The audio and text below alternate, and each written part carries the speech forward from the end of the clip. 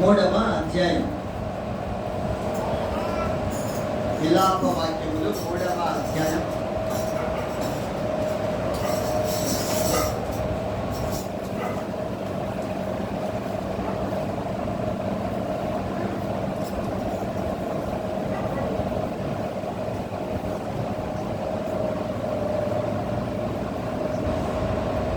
విలాప వాక్యములు 3వ అధ్యాయం 22, 23 వచనాలు చదువుతున్నాం. 22, 23 వచనాలు. యెహోవా కృపగలవాడు, ఆయన వాత్సల్యత ఎడతెగక నిలుచున్నది కనుక మనము నిర్మూలము కాకున్న వారము అనుదినము నూతనముగా ఆయనకు వాత్సల్యత పుట్టుచున్నది. నీవు ఎంతైనా నమ్మదగిన వాడవు. ప్రార్థన చేసుకుందాం. స్తోత్రం నాయన, స్తోత్రం దేవా, సర్వోన్నతుడా, సర్వశక్తిమంతుడా, పరిశుద్ధుడా, మీ ప్రియకుమారుడు మా రక్షకుడు యేసుక్రీస్తు ప్రభు పరిశుద్ధమైన మహోన్నతమైన శక్తి కలిగిన మీ నామంలో ఈ ఉదయకాల సమయంలో మరొకసారి మీకు వందనాలు, స్తుతి స్తోత్రాలు చెల్లించుకుంటున్నాం నాయన. ఇంతవరకు పాటలు పాడి నేను మహింపరిచిన బిడ్డలు, వాయిద్యములు వాయించి మహింపరిచిన బిడ్డలు, చప్పట్లు కొట్టి పాటలు పాడేవారితో కలిసి పాటలు పాడి నేను మహింపరిచిన ప్రతి బిడ్డను జ్ఞాపకం చేసుకొని నిన్ను స్తుతించినందుకు ప్రతిఫలం మీ పరలోకం నుంచి ఈ బిడ్డల మీద కుమ్మరించండి నాయన. నీకు వందనాలు ప్రభా. చదవబడినటువంటి నాయన లేఖనాలను మాకు అర్థమయ్యేటట్టుగా మీరు మాట్లాడండి ప్రభా. మీకు స్తోత్రాలు నాయన. ఈ విలాప వాక్యములు 3వ అధ్యాయం 22, 23 వచనాలు ధ్యానిస్తున్నాం. అందులో మేము ఏమి నేర్చుకోవాలని నైనా తగినవి ఉన్నాయో అవన్నీ కూడా మీరు మాతో మాట్లాడి మమ్మల్ని బలపరిచి నడిపించండి నాయన. అల్పుడను అయోగ్యుడను ఈ జ్ఞానము లేనటువంటి నన్ను ఈ సిలువు చాటును మరుగున చేసుకొని పరిశుద్ధాత్మదేవ నాతో మాతో మా అందరితో మాట్లాడి మమ్మల్ని బలపరిచి శుద్ధీకరించి ఆరాధన కొరకు సిద్ధపరచమని రక్షకుడు విమోచకుడు కాపరి యేసుక్రీస్తు ప్రభు దివ్యనామంలో నిన్నే స్తుతించి ప్రార్థించి అడిగి వేడుకొనుచున్నాము పరమ తండ్రి. ఆమేన్. కూర్చుందాం. దేవుని బిడ్డలారా, ఈ విలాప వాక్యములు యెర్మీయా ప్రవక్త ద్వారా రాయబడినటువంటి యెర్మీయా గ్రంథము, అలాగే విలాప వాక్యం. ఈ రాయబడినటువంటి మన కోసం రాయించి పెట్టినటువంటి లేఖనాల్లో మరి పరిశుద్ధాత్మ దేవుడు మన మధ్యగా తీసుకొచ్చినవి 22వ వచనం, 3వ అధ్యాయం 22వ వచనం. యెహోవా కృపగలవాడు, ఆయన వాత్సల్యత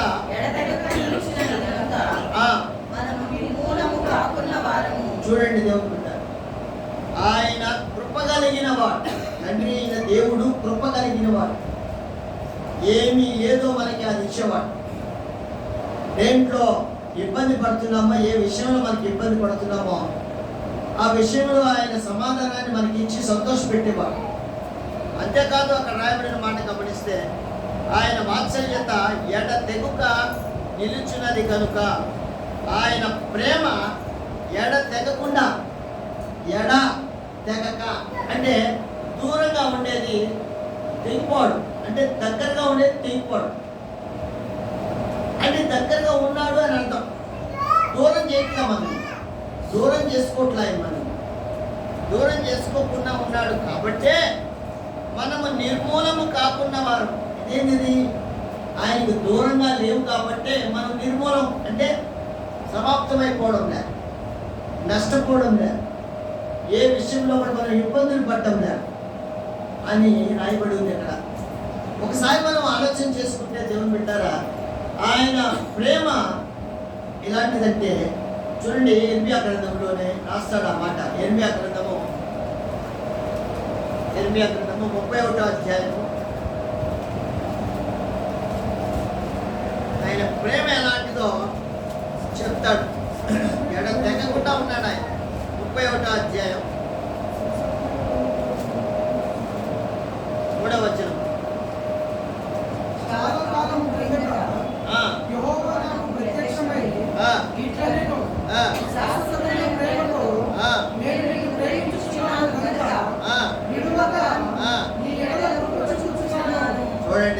చెప్పారు. చాలా కాలం క్రిందట యెహోవా నాకు ప్రత్యక్షమై ఇట్లెన్నో, చాలా రోజుల క్రితమే చెప్పాడట. నాతో చెప్పాడు అని అంటున్నాడు ఎర్మియా. శాశ్వతమైన ప్రేమతో నేను నిన్ను ప్రేమించుచున్నాను. శాశ్వతమైనది ఆ ప్రేమ. ఆ ప్రేమ రోల్డ్ గోల్డ్ ప్రేమ. ఏ ప్రేమ? రోల్డ్ గోల్డ్ అంటే తెలుసు కదా. ఏంది రోల్డ్ గోల్డ్ అంటే?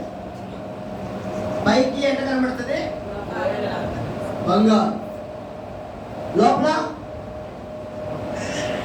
లోపలే ఉండేది బంగారాన్ని తీసుకెళ్ళాము.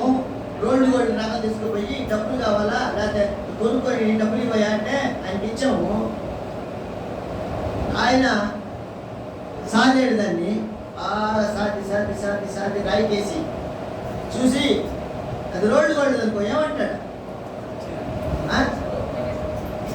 ఏమంటాడు ఆయన? ఏమైనా ఏం మోసం చేస్తాను మమ్మల్ని మోసం చేసేదాన్ని తీసుకొచ్చావు, ఇదే కూర్చో పోలీసు వాళ్ళని పిలుస్తా అంటాడు.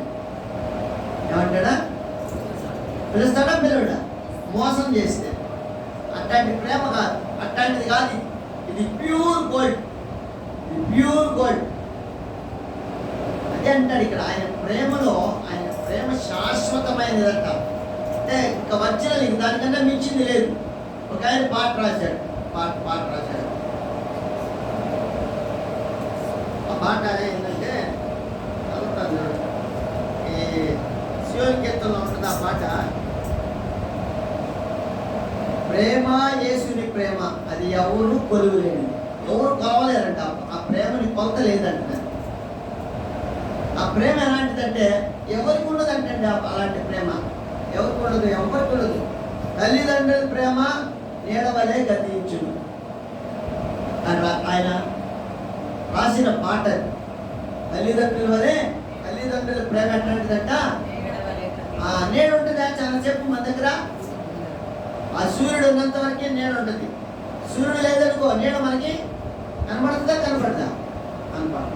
అలాగే ఇంకా రాస్తాడు, భార్యాభర్తల మధ్య వికసించిన ప్రేమ పుష్పము వాడిపోతాడు. భార్యాభర్తల మధ్య ఉండే ప్రేమ పుష్పం పూసిందంట. ప్రేమ పూస్తే ఆ పుష్పం ఏమవుతుంది కొంతకాలానికి? ఇంకా రాస్తాడు, ఈ బంధుమిత్రుల యందు ప్రేమ. బంధువులు వాళ్ళు వీళ్ళు ఉంటారే, వాళ్ళు కూడా మనల్ని ప్రేమిస్తారు. ఆ ప్రేమ ఎట్లాంటిది అంటే వెలుగుచున్న ప్రేమ దీపం. దీపం ఎంతసేపు ఉంటుందండి? నూనె పోసేదాకే ఉంటుంది. నూనె లేకపోతే మన దగ్గర డబ్బు ఉన్నంత వరకే ఆ బంధుమిత్రుల ప్రేమ. మన దగ్గర డబ్బు లేదనుకో వెళ్ళిపోతారు, ప్రేమ లేదు. ఇంకా రాస్తాడు, ఇంకేం రాస్తాడంటే ధరలోని ప్రేమలు, ఈ భూమి మీద ఉండే ప్రేమలన్నీ వంట స్థిరము కాదంట, ఎన్ని పోతాయంట. కానీ యేసుక్రీస్తు ప్రేమ మనల్ని కడ వరకు, మనము పాతాళానికో లేకపోతే పరలోకానికో, పాతాళానికి తీసుకెళ్ళదు కానీ ఆయన ప్రేమ మన మీద ఉంటే పాతాళానికి తీసుకెళ్ళదు కానీ పరలోకానికే తీసుకోపోద్దండి. అదే రాశాడు ఆయన, ఒక పాట రాశాడు, ఆయన ప్రేమ ఎంత గొప్పదని. అందుకనే ఇర్మియా ప్రవక్త ఏమంటున్నాడు? ఆయన ప్రవక్త ఏం చెప్పాడు? చాలా కాలం కిందట నాతో మాట్లాడాడు. నేను తెగక శాశ్వతమైన ప్రేమతో నేను నిన్ను ప్రేమించుచున్నాను కనుక విడిచిపెట్టండి. ఆ ప్రేమ అలాంటిది. ఇప్పుడు లూకాసు వార్తలో ఒక ధనవంతుడు కొడుకున్నాడు. ఆ కొడుకు డబ్బులు తీసుకొని వెళ్ళిపోతే ఫ్రెండ్స్తో వెళ్ళాడు. ఆ ఫ్రెండ్స్ ఏం చేస్తారు? డబ్బులు ఉన్నంత వరకే మనోడు అన్నారు. డబ్బులు అయిపోగా వెళ్ళిపోయారు వాళ్ళు. ఈయన మళ్ళీ ఇబ్బందులు పడ్డాడు, మళ్ళీ తండ్రి దగ్గర వచ్చేసారు. కాబట్టి విడవదు ఆ ప్రేమ, విడిచిపెట్టి పోదండి. అందుకనే విడువక నీ ఎడల కృప చూపుచున్నాను. ఆ దేవాది దేవుడి యొక్క ప్రేమ మనల్ని విడవదండి, విడవదు. అందుకే ఆయన వాత్సల్యత అనే మనం చదువుకున్నది విలాప వాక్యాలు. ఆ విలాప వాక్యాల్లో 3వ అధ్యాయంలో యెహోవా కృపగలవాడు, ఆయన వాత్సల్యత తెగక నిలుచున్నది కదా. ప్రేమ అలాంటిదండి. ఆయన ఎడ తెగకుండా ఉండదు.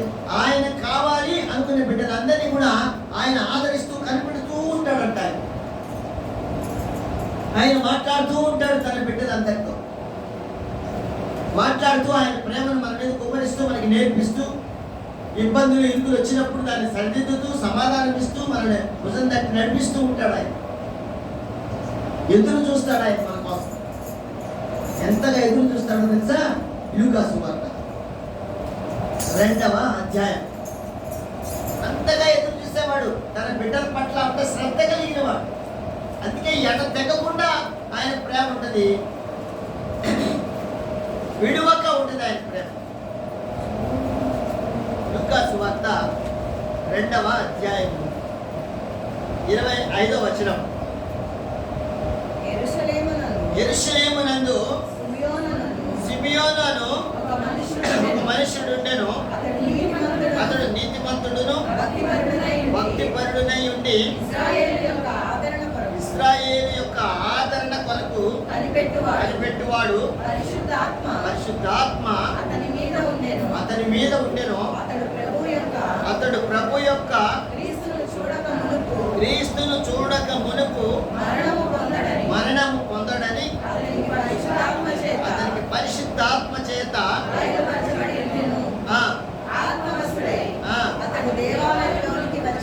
చాలా అక్కడ దాకా ఆగుదాం. చూడండి దేవుని యొక్క ప్రేమ ఎలాంటిదో. తన బిడ్డల పట్ల ఉన్నటువంటి, నేను చూడాలి, ఆయన నన్ను చూడాలి, నేను ఆయన చూడాలి. ఆత్మ చేత ప్రబోధం పొందుకున్నాడు ఆయన సిమియోను. అందుకనే ఎడతెగక ఆయన ఎలాంటి వాడు అంటే, ఆయన ఎలాంటి వాడు అని రాసి పెట్టారు అక్కడ. ఎలాంటి వాడంటే అతను 25వ వచనంలో అతడు నీతిమంతుడు. అది 2 విషయాల్లో ఆయన దేవుడి పట్ల భయము భక్తి కలిగి ఉన్నాడు.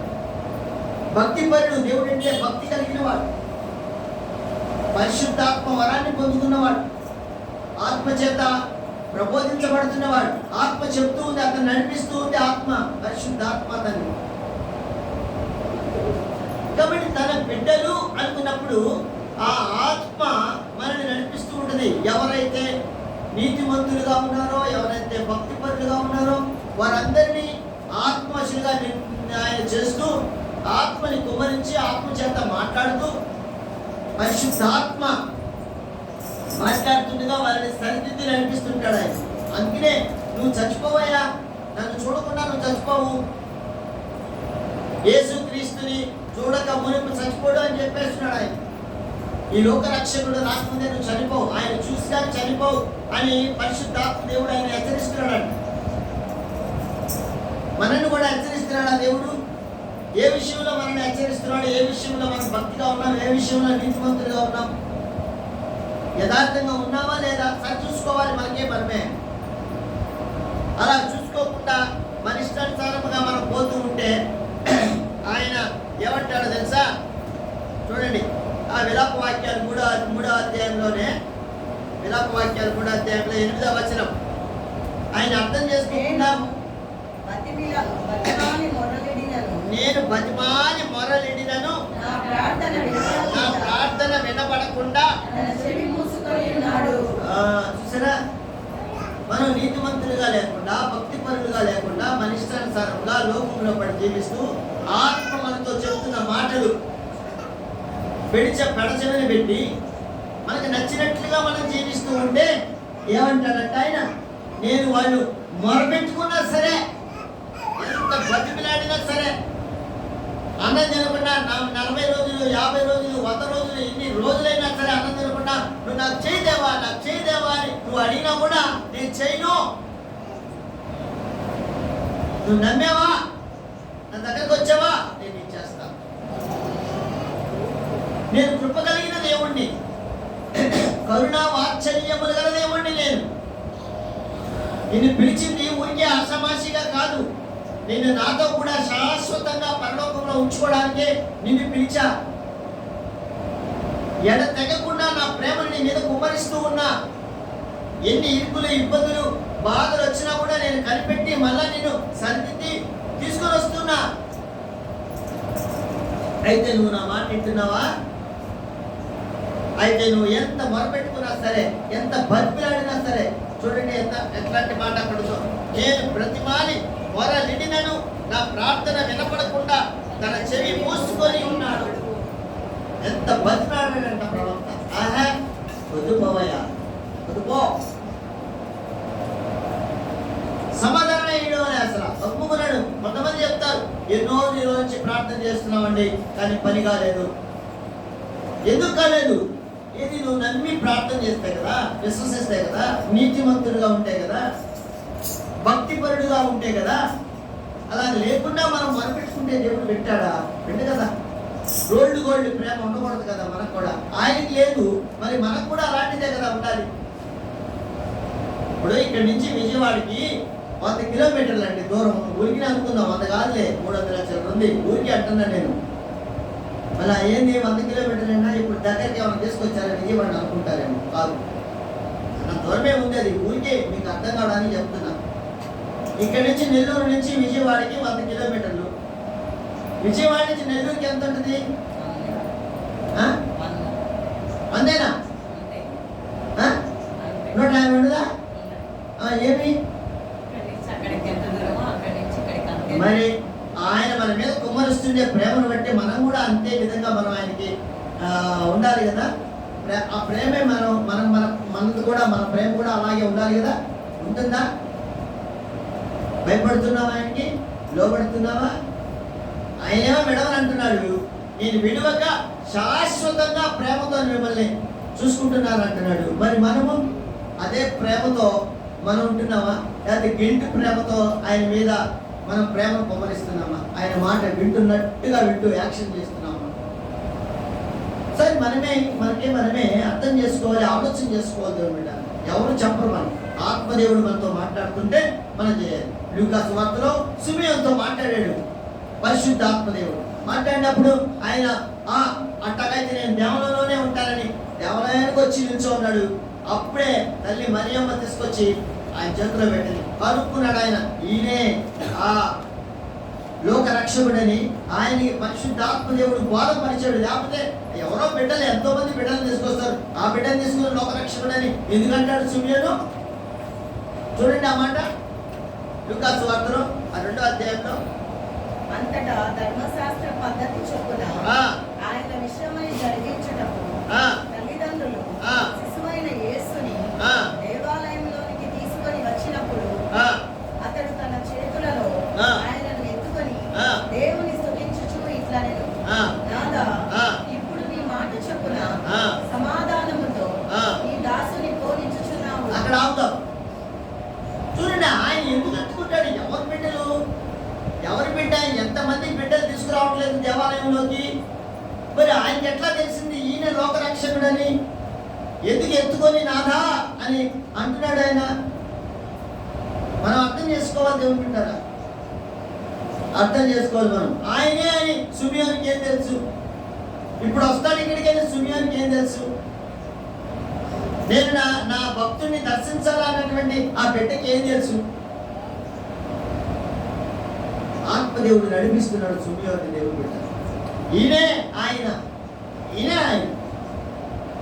ఆ లోక రక్షకుడు ఈయనే. పుట్టలా, ఏం చేయాల? ఆ బిడ్డ పుట్టినాడు. ఆ ఆశ్చర్యకార్యాలు ఏం చేయడు కదా. చిన్న బిడ్డ, నెలల బిడ్డ తీసుకొచ్చారు అక్కడికి. ఆ బిడ్డ చూసి సిమియోను ఎత్తుకొని, చూడండి, నాదా, చదవండి ఆ మాట. నీ మాట చొప్పున సమాధానముతో, చూడండి, సమాధానముతో పోలిస్తున్నావు. తృప్తి అయ్యా, ఇప్పుడు నాకు నేను దర్శనం చేసుకున్నాను కనుక. ఎంతమందిని మన మందిరంలోకి వస్తున్నాం, ఎంత తృప్తిగా వెళ్తున్నామా మనం? అయ్యా, 2-3 చేరి ఎక్కడ నా నామాన్ని కనపరిస్తే అక్కడ నేను ఉంటానన్నావు. ఈ దినాన మేము నీ మందిరంలో, నీ సన్నిధిలో ఉన్నాం ప్రభా, మాకు ఆ తృప్తిని, ఆ సమాధానాన్ని మాకు ఇచ్చావు అని ఎంత మందిని సమాధానంతో తిరిగి వెళ్తున్నాం. ఒకసారి ఆలోచన చేసుకుందాం. ఏదో వచ్చాము వెళ్తున్నాం అని కాదు, కానీ ఇక్కడ చూడండి, ఈ భక్తుడు ఎలాంటి ఆత్మవశుడై చెప్తున్నాడు. అందుకనే ఆయన పట్ల శ్రద్ధ కలిగిన నా బిడ్డలు వస్తారు, నేను మాట్లాడతాను అని ఆయన అనుకుంటూ ఉంటాడు. మనం మందిరానికి వచ్చినప్పుడే నా తండ్రిని నేను కలవబోతున్నా, నా తండ్రి నాతో ఏం మాట్లాడతాడు, నాకు సమాధానం ఇస్తాడా ఈవిడ, ఏం చెప్తాడు, ఆత్మదేవుడి ద్వారా నాతో ఏం మాట్లాడబోతున్నాడు నా తండ్రి నాతో అని ఆలోచనతో సిమియోను వచ్చినట్లుగా మనం కూడా వస్తున్నామా? ఏ ఆలోచనతో మనం వస్తున్నాం? ఒకసారి మనం ఆలోచన చేసుకుందాం. ఏదో అయిపోయిందిలే, ఇంక మన కొత్త నెల వస్తుంది, ఈ నెల లాస్ట్ కాకపోతే ఎట్టా ఆయన అంటా ఉంటాడు ఏదో ఒకటి అని అనుకొని వస్తున్నామా? లేకపోతే ఎట్లా వస్తున్నాం? ఇక్కడ ఈయన వచ్చాడు మందిరంలోకి, నా దేవుడు నాతో మాట్లాడతాడు, ఇదిగో సమాధానంతో పోలిస్తున్నావు, నువ్వు రమ్మన్నావు నేను వచ్చా, ఇదిగో నన్ను చూసేదాకా నీకు మరణం రాదని చెప్పావయ్యా, ఇదిగో నేను చూశానయ్యా, ఇప్పుడు సమాధానంతో పంపిస్తున్నావయ్యా. ఆ బిడ్డ సిమియోనికి ఎట్టా తెలుసు ఆయనే రక్షకుడని? ఎవరన్నా చెప్పారా? ఈయన లోక రక్షకుడు సిమియోను, ఈయనే యేసు ప్రభువు వారు, దేవుడు చెప్పి పంపించాడు నాతో అని ఎవరన్నా వచ్చి చెప్పారా సిమియోనికి? ఎవరు చెప్పలేదు కదా. ఆత్మదేవుడు, ఆత్మ బోధిస్తూ ఉంది అతనికి, తెలుస్తూ ఉంది అతనికి అన్ని. తెగక ఆయన ప్రేమిస్తాడండి ఆయన బిడ్డలందరినీ. ఆయన వదలడంటే మనమే వదిలిపెట్టి వెళ్ళిపోతుంటాం. ఆలోచనలతో, రకరకాల ఆలోచనలతో మందిరానికి వస్తాం, రకరకాల ఆలోచనలతో మరి ప్రార్థనలు చేస్తుంటాం, రకరకాలుగా జీవిస్తూ ఉంటాం. ఈ భూమి మీద బ్రతకాలి, ఎలాగోలా సంపాదించుకోవాలి, తినాలి అనేటువంటి ఆ మాటలోనే ఇంకా లోకస్తులాగా మనం ఉండకూడదు దేవుడు బిడ్డ. ఎందుకంటే వయసు అయిపోతా ఉంది, కొన్ని దినాలే. అక్కడ రాయబడిన మాట మోషే గ్రంథంలో, కీర్తన గ్రంథంలో 90వ కీర్తనలో మోషే రాస్తాడు, మనిషి ఆయుష్ ఎంత రాశాడు. మేము చదవలేదండి అంటారా? చదవండి 90వ కీర్తన. 90వ కీర్తన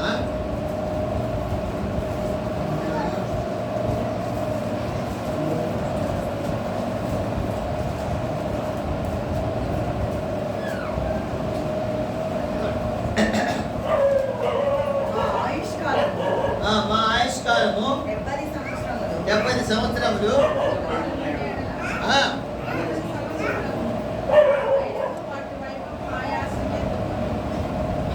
అది త్వరగా కట్టించును. ఎంతంట వయసు మనకి? 70 ఏళ్ళు. ఇంకా అధిక బలం ఉంటే ఇంకా 80 ఏళ్ళు, 85 ఏళ్ళు, 90 ఏళ్ళు. అసలు 120 సంవత్సరాలు చెప్పాడు ఆదికాండం 6వ అధ్యాయం. 120 సంవత్సరాలు అంట. కానీ మోషే దగ్గరికి వచ్చేటప్పటికి ఏమైపోయిందంటే తగ్గిపోతా వస్తుంది. కాబట్టి సిమియోను ఆత్మవశుడై బిడ్డని ఎత్తుకొని ఆయన ముద్దాడుతున్నాడు. ఆయన దగ్గర దేవునికి స్తుతులు చెల్లిస్తున్నాడు. అయ్యా, నేను నీకోసం ఎదురు చూశాను, ఇప్పుడు నాకు దర్శనం ఇచ్చావు, చాలు అని అంటూ ఇంకేమంటాడు చూడండి. లూకాసు వార్త 2వ అధ్యాయం. నాదా, ఇప్పుడు నీ మాట చొప్పున సమాధానంతో నీ దాసుని పోలించుచున్నావు, అన్యజనులకు నిన్ను బయలుపరచుటకు వెలుగుగాను నీ ప్రజలైన ఇశ్రాయేలుకు మహిమగాను నీవు సకల ప్రజల ఎదుట సిద్ధపరచిన నీ రక్షణ. ధన్యత పొందుతున్నట్టు చూశారండి.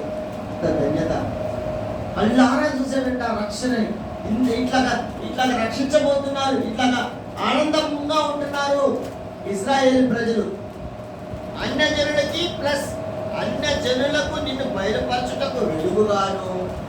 చూడండి, వెలుగుగా, వెలుగంట. నీ ప్రజలైన ఇశ్రాయేలుకు మహిమగాను నీవు సకల ప్రజల ఎదుట సిద్ధపరిచిన నీ రక్షణ నేను కన్నాను. అల్లారా చూశాడు ఆ రక్షణ ఆనందం. బాప్టిజం తీసుకొని ఎవరైనా రక్షణ మార్గంలోకి వచ్చి మందిరానికి వస్తుంటే వాళ్ళని ఆ రక్షణ మార్గంలో నడిపించినటువంటి వారు ఎంత ఆనందపడతారో. నేను తీసుకొచ్చాను వీడు చూడు ఎంత ప్రార్థన చేసుకుంటారో, ఎలా ప్రార్థన చేస్తున్నారో, ఎలా పాటలు పాడుతున్నారో అన్న ఆనందము వాళ్ళకు ఉంటుందండి. నిజంగా ఉండాలి కూడా. మనం తీసుకొచ్చినటువంటి వాళ్ళు ప్రభువుకి, నేను తీసుకొచ్చా ప్రభు దగ్గరికి అనుకున్నటువంటి వాళ్ళు ఆనందపడాలి మనం కూడా. ఇక్కడ ఆయన ఆనందపడుతున్నాడు. మనము ఎడతెగక ఆయన ప్రేమ మన మీద ఉంది కాబట్టి మన ప్రేమ కూడా ఎడతెగకుండా ఆయన మీద ఉండాలి. ఆలోచన చేయాలి. ఆత్మదేవుడు మనతో మాట్లాడుతుంటే మనం శుద్ధీకరించబడాలి. అలా లేకపోతే కష్టం కదా. ఆయన మన మొర వినడు కదా. మనం ఎంత బతిమాడినా, ఎన్ని ఉపవాసాలున్నా, ఏం చేసినా నేను వినను ఖచ్చితంగా చెప్పేస్తున్నాడు ఆయన. కానీ ఎడతెక్కకుండా ప్రేమ ఉంటుంది మనకి. ఆయన చూపిస్తుంటే మనం కూడా ఎడతెక్కకుండా ప్రేమ ఉంటే అప్పుడు ఆయన మనల్ని కూడా ఒక మార్గంలో నడిపిస్తాడు. సుమియోని నడిపించినట్లుగా ఆత్మదేవుడు మనల్ని కూడా నడిపిస్తాడు. దేవుడు ఆ నడిపింపులో మనం మన జీవిత సార్థకత చేసుకోవాలి. మన జీవితాన్ని ఆయన మాట్లాడుతుంటే ఆ మాటల ప్రకారంగా మనం జీవిస్తూ ఉంటే మన జీవితం సార్థకత అవుతుంది. అంటే పరలోక రాజ్యానికి అర్హత సంపాదించుకుంటుంది. ఇక్కడ అదే సుమియోని అంటున్నాడు. అన్యజనులకి అలాగే ఇశ్రాయేలు ప్రజలకి, వాళ్ళకి ఇశ్రాయేలు ప్రజలకి మహిమ అంట. ఇశ్రాయేలు ప్రజలకందరికీ మహిమ, ఆయన మహిమ వాళ్ళు పొందుతున్నారు. ఆ మహిమను పొందుతున్నారు. అందుకనే జక్కయ్య తన జీవితాన్ని అంతా కూడా విడిచిపెట్టేసి వద్దు ఈ పాపపు జీవితం అని ఎప్పుడు అన్నాడో, నీవు కూడా నీతిమంతుడివే, అబ్రహాము సంతానమే అన్నాడు యేసుక్రీస్తు ప్రభువు అని చెప్పిన మాట. నువ్వు కూడా అబ్రహాము సంతానం అంటే నీతిమంతుల యొక్క సంతానం. వాళ్ళకి పుట్టకపోవచ్చు కాక మనం కూడా నీతిమంతుల సంతానం, అబ్రహాము యొక్క సంతానంగా మనం ఉండాలి. దేవుడు నీతిమంతులుగా యథార్థతతో ఉండాలి మనం.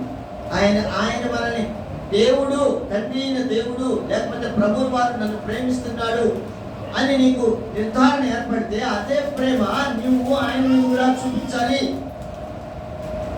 అలా లేకపోతే ఒక సైడే అవుతుంది, తీసుకెళ్ళి అక్కడ వదిలిపెట్టేసిన అయిపోతుంది. అలా ఉండకూడదు మన ప్రేమ. ఇంకో మాట కీర్తనల గ్రంథం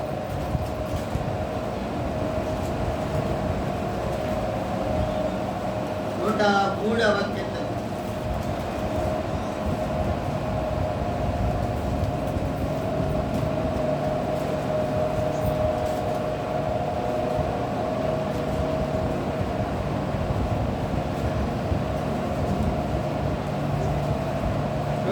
కీర్తన 8, 9, 10 వచనాలు. యెహోవా దయాదాక్షిణ్య పూర్ణుడు, దీర్ఘశాంతుడు, కృపా సమృద్ధి గలవాడు. ఆయన ఎల్లప్పుడూ యాజ్యమాడువాడు కాడు. ఆయన నిత్యము కోపించువాడు కాడు. మన పాపములను బట్టి మనకు ప్రతీకారం చేయలేదు. మన దోషములను బట్టి మనకు ప్రతిఫలం ఇయ్యలేదు. భూమి కంటే ఆకాశం ఎంత ఉన్నతంగా ఉన్నదో ఆయన యందు భయభక్తులు గలవారి ఎడల ఆయన కృప ఎంత అధికముగా ఉన్నదంటే, మనం తప్పులు చేసినా కూడా క్షమించే గుణం ఉందంట. మరీ చేసుకుంటా పోతే ఓ ఇక నేను నీ మాట అంట.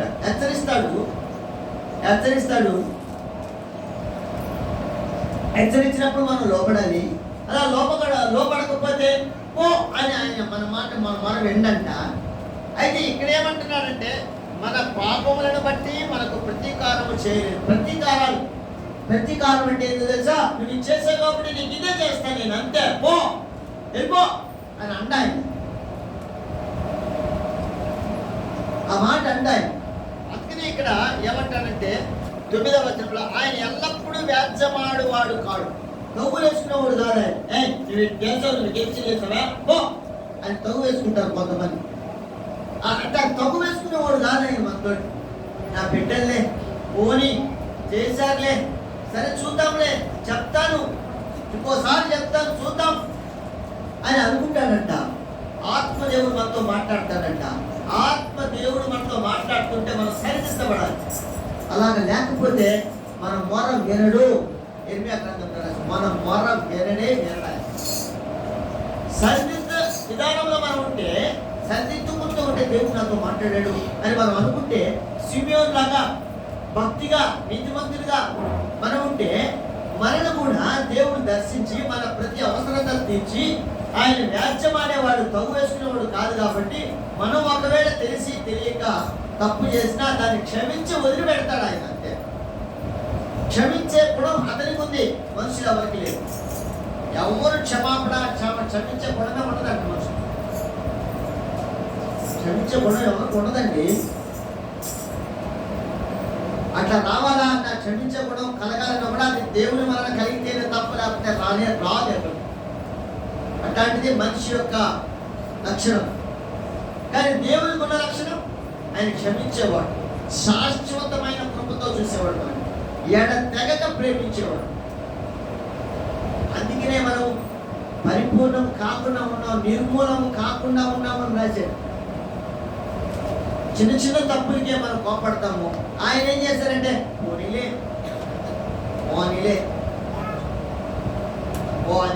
మావాడు అంటుంటాడు, ఏడే నిహాల మావాడు అంటాడు పోనీలే అనేవాడు. ఎంతమంది అది మర్చిపోయాడు ఇప్పుడు లేదా? పోనీలే ఆయన అనుకుంటున్నాడు ప్రభువుల వారు మనల్ని బట్టి. నిజంగా మనం ఆలోచన చేస్తే మన పాపములను బట్టి ఆ రాయబడిన మాట, మనకు ప్రతీకారం చేయలేదు, మన దోషములను బట్టి మనకు ప్రతిఫలం ఇయ్యలేదు. మన దోషాలు బట్టి ప్రతిఫలం ఆయన ఇవ్వడంలే. దోషాలు బట్టి తగిన ప్రతిఫలం ఇస్తే చాలా ఇబ్బందులు పడతాం మనం. అట్లా ఇవ్వడంలే, అట్లా లేదు. ఆయన మరీ కోప్పడేవాడు కాదంట. నేను అంతగా కోప్పడను మరి వీళ్ళ మీద. నేను కానీ కోపం కానీ చేసుకున్నానంటే అసలు భూమి మీద మనుషులే ఉండరు అంటాడు. ఈ భూమి మీద ఒక్కరు కూడా ఉండరంట ఆయన కానీ కోపం చేసుకుంటే. ఎందుకంటే ప్రతి విషయంలో కూడా మత్తయి సువార్త 5వ అధ్యాయం 17వ వచనంలో చిన్నవి కూడా తప్పు చేయకూడదంటండి. యేసుక్రీస్తు వారు, నేను ధర్మశాస్త్రాన్ని కొట్టివేయటకు రాలేదు, అందులో ఉండే ప్రతిదీ చిన్నదైనా సరే ఆచరించాలి అంటాడు ప్రభు. ధర్మశాస్త్రం కొట్టేదానికి రాలా, వదిలే ధర్మశాస్త్రం ఏం చేయబడలేదులే అని అనుకునేదానికి ఏదండి. ప్రతి మాట మనం ఆచరించాలి. తల్లిదండ్రులను ప్రేమించే విధానంలో, దేవాది దేవుడిని స్తుతించే విధానంలో, పైన ఆకాశం ఉందే కానీ కింద నీళ్ళ మీదే కానీ భూమి మీదే కానీ దేన్ని ఏ రూపాన్ని కూడా మనం పూజించకూడదు అన్నాడు ఆయన. ఇరుగు పొరుగు వారిని ఆశించకూడదు అన్నాడు. నిర్గమకాండంలో రాసిన మాటలు మనం గమనించినప్పుడు అవన్నీ కూడా చేయాలంట. అన్ని చేస్తేనే మనము పరిశుద్ధపరచబడినట్టు లెక్క. అన్ని చదవాలా, అన్ని నేర్చుకోవాలా. అందుకే నిత్యము చదువుతుండండి, బైబిల్ చదవండి, మీకు అర్థమవుతుంది. బైబిల్ చదవకపోతే మనం పనికిరాము. అసలు మనం ఏమి పనికిరాము మనం బైబిల్ చదువుతున్నాం. గత వారం అంతకుముందు వారం అడిగా ఎంతమంది చదువుతున్నారు, ఇప్పుడు ఈ వారం అడుగుతున్నా ఎంతమంది చదువుతున్నారు బైబిల్ ప్రతిరోజు మిగతావారేమండి. అంత సమయం లేదా?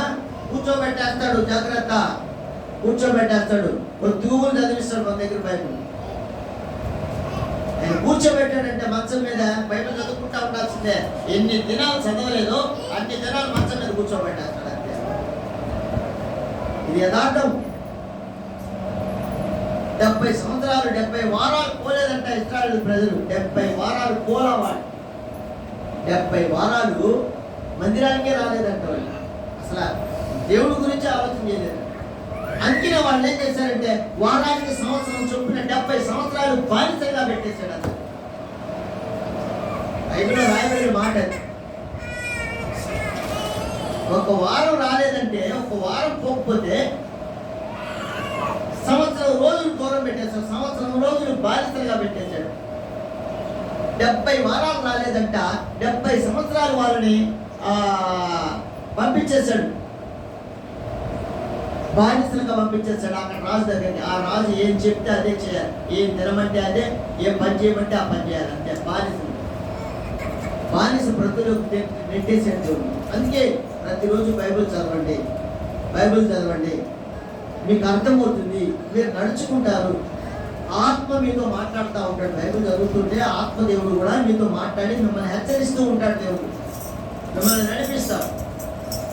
సిమియోని నడిపించినట్టుగా మిమ్మల్ని కూడా నడిపిస్తాడు ఆత్మదేవుడు. బైబిల్ చదువుతూ ఉండాలి. చదవకుండా నీకు అన్ని కావాలా, నేను అన్ని ప్రార్థన చేస్తాను. ఏం తెలియకపోతే ఎవరి ప్రార్థన చేస్తావు నువ్వు? ఆయన ఎవరో, ఎలాంటి శక్తి కలిగిన వాడో, ఎలాంటి ప్రేమ కలిగిన వాడో, ఆయన గుణలక్షణాలు ఏంటో ఏం తెలియకుండా నా దేవుడి దగ్గరికి వెళ్ళి నువ్వు ఏం ప్రార్థన చేస్తావు? ఏం చెప్పుకుంటావు నువ్వు? ఆయన ఎవరెవరికి ఎక్కడెక్కడ ఎప్పుడెప్పుడు ఏం చేస్తాడో నీకేం తెలుసు? ఏం తెలియకుండా ఆయన దగ్గరికి వెళ్ళి నువ్వేం చెప్పుకుంటావు? మరొకసారి చెప్తున్నాను, హెచ్చరిస్తున్నాను, గద్దిస్తున్నాను. బైబిల్ చదవండి. బైబిల్ చదవకుండా, అర్థం చేసుకోకుండా ఆయన్ని అడిగితే అది దొరకదు. దేవుడు మనకు అర్థమవుతూ ఉంటాడు. ఆయన బైబిల్ చదువుతూ ఉంటే అర్థమవుతూ ఉంటాడు. ఒక కొత్త రకం వంటకం తయారు చేయాలా? కొత్త రకం వంటకం తయారు చేయాలా? అబ్బా ఈరోజు ఈ వంటకంతో తయారు చేయాలా అనుకుంటారు. ఎట్లా తెలుస్తుంది మీకు? ఎట్లా తెలుస్తుందండి? ఎట్లా తెలుసు? చేయలా? యూట్యూబ్లో చేసి వంటకాలు చేయలా? సొరకాయ బజ్జీ, సొరకాయ బజ్జీ ఎలా చేయాలో చెప్తాం, అన్ని రెడీ చేసుకోండి అంతే కదా? చెప్తుందా? విన్నారా? వినలేదా ఎప్పుడైనా? టెంకాయ కూర, టెంకాయ తెచ్చుకోండి, ఏమేం కావాలో అన్ని రాస్తారా? అన్నీ చూసి అన్నీ నేర్చుకొని చేసుకోవడం. ఎట్లా చేసుకుంటారా లేదా? మీరు బైబిల్ చదివినప్పుడు కూడా అంతే కదా సంతోషం మనకు కలిగేది. బైబిల్ చదివి నేర్చుకుంటే, అక్కడ ఉన్నాయని తెలుసుకుంటే ఒక చక్కని మార్గం మనకు దేవుడు చూపిస్తూ ఉంటాడు. దేవుని ఆ మార్గంలో మనం వెళ్తే మనకు అంతా సంతోషమే. మార్గంలో వెళ్ళినటువంటి జక్కయ్య సంతోషపడ్డాడు, పరలోకాన్ని సంపాదించుకున్నాడు, వారసత్వ హక్కు. మనకు ఉండేది నాకు చెప్పాను కదా, 70 సంవత్సరాలు అన్నాడు, కాకపోతే 80 అన్నాడు. ఒక్కొక్కరు మనం ఆలోచన చేసుకుందాం, మనకి ఎన్ని సంవత్సరాలు ఉన్నాయి, ఒక్కొక్కరికి ఎన్ని సంవత్సరాలు ఉన్నాయో లెక్క ప్రకారం చూస్తే మనం ఇంకా ఎన్ని సంవత్సరాలు బతుకుతామో కూడా చెప్పేస్తున్నాడు. చెప్పడా చెప్పలేదు? మనం ఎన్ని సంవత్సరాలు బతుకుతాము చెప్పడా చెప్పలేదు. 70 సంవత్సరాలు అన్నప్పుడు మనం ఎంతమంది ఉంటాం? నాకు 62 ఏళ్ళండి. నాకు 62. నేను ఎన్నేళ్ళు ఉంటాను ఇంకా 70 ప్రకారంగా లెక్కేస్తే? లెక్కలు చెప్పండిలే, మామూలుగా కాదు, లెక్కల వరకు లెక్కలు చెప్పేసేయండి. 70 అన్నాడు అక్కడ, నాకు 62 వచ్చింది. ఇప్పుడు నేను ఎన్నేళ్ళు ఉంటాను లెక్క ప్రకారం అయితే? ఇంకా బాధలు కష్టాలు, ఏదో ఒళ్ళు నొప్పులు, కాళ్ళు నొప్పులు, అట్టా ఇట్టా ఉంటే ఇంకెన్నేళ్ళు ఉంటాను? ఏంది రాసింది కదా, ఇప్పుడే ఎన్నేళ్ళుగా, ఎన్నేళ్ళు ఇంకా ఎగస్ట్రాగా 10 ఏళ్ళు. హిజ్కియా ప్రార్థన చేస్తే దేవుడు 15 ఏళ్ళు ఇచ్చాడు. చూసారా? ఇక్కడేమో 10 రాశాడు, ఇక్కడ 10 రాశాడు మోషే. హిజ్కియా ప్రార్థన చేస్తే దేవుడు 15 సంవత్సరాల ఆయుష్ని ఇచ్చాడు అతనికి. జాగ్రత్తగా ఉండి ఇక్కడ నుంచి దేవుడు ఆయుష్ని ఇస్తాడు.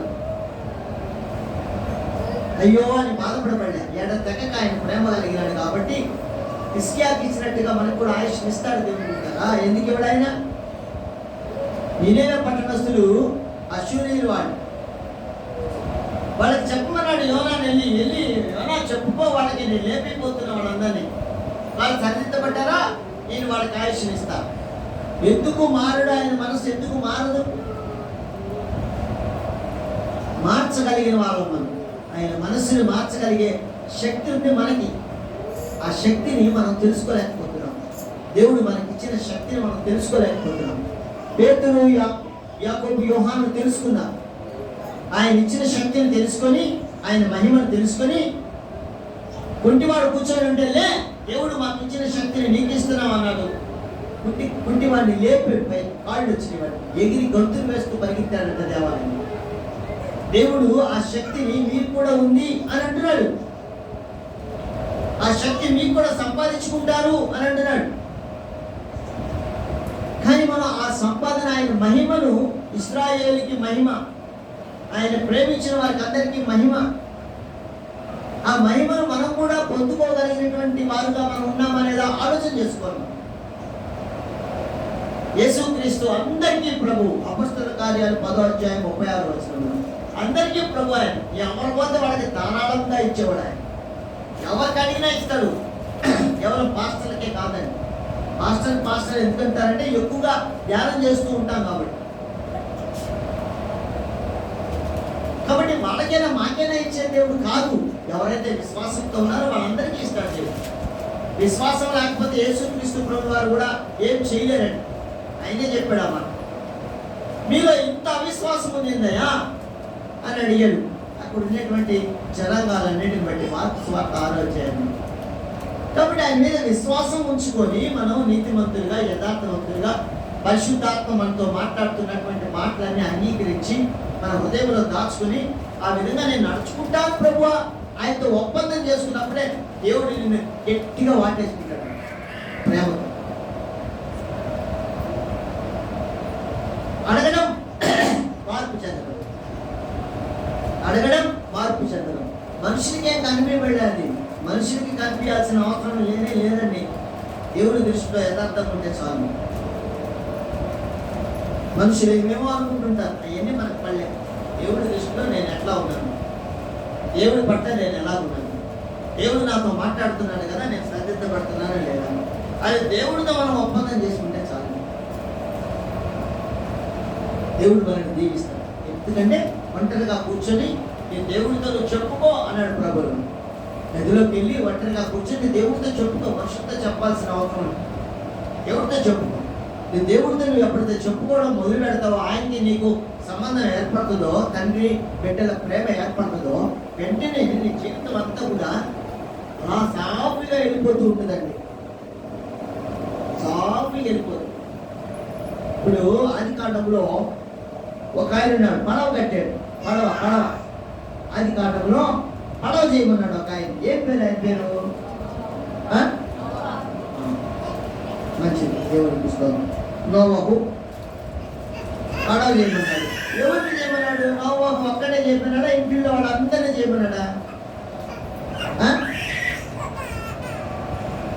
ఆది కాండం 6వ అధ్యాయం.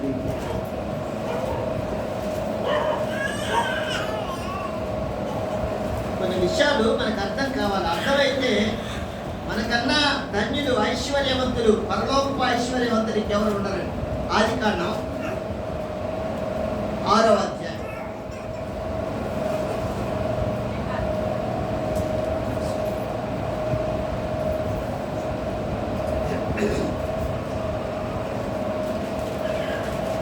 ఆది కాండం 6వ అధ్యాయం 8వ వచనం.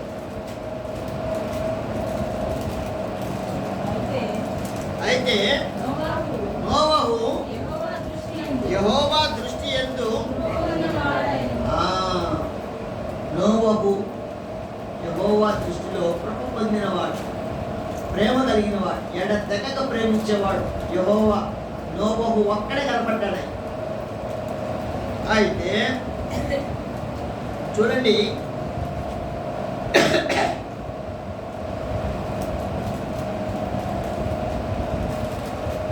21వ వచనం, 22వ వచనం.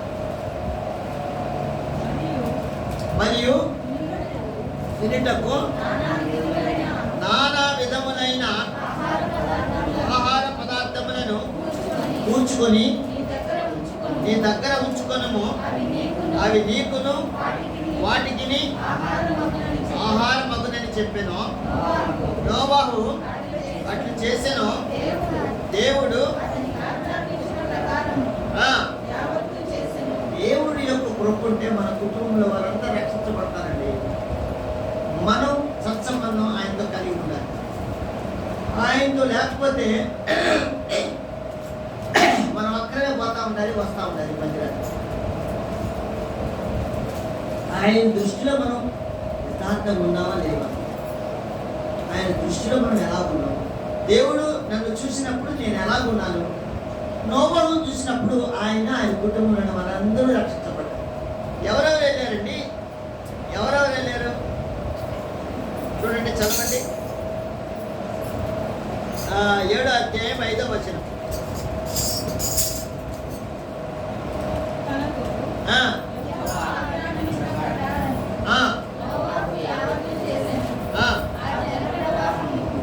వచ్చినప్పుడు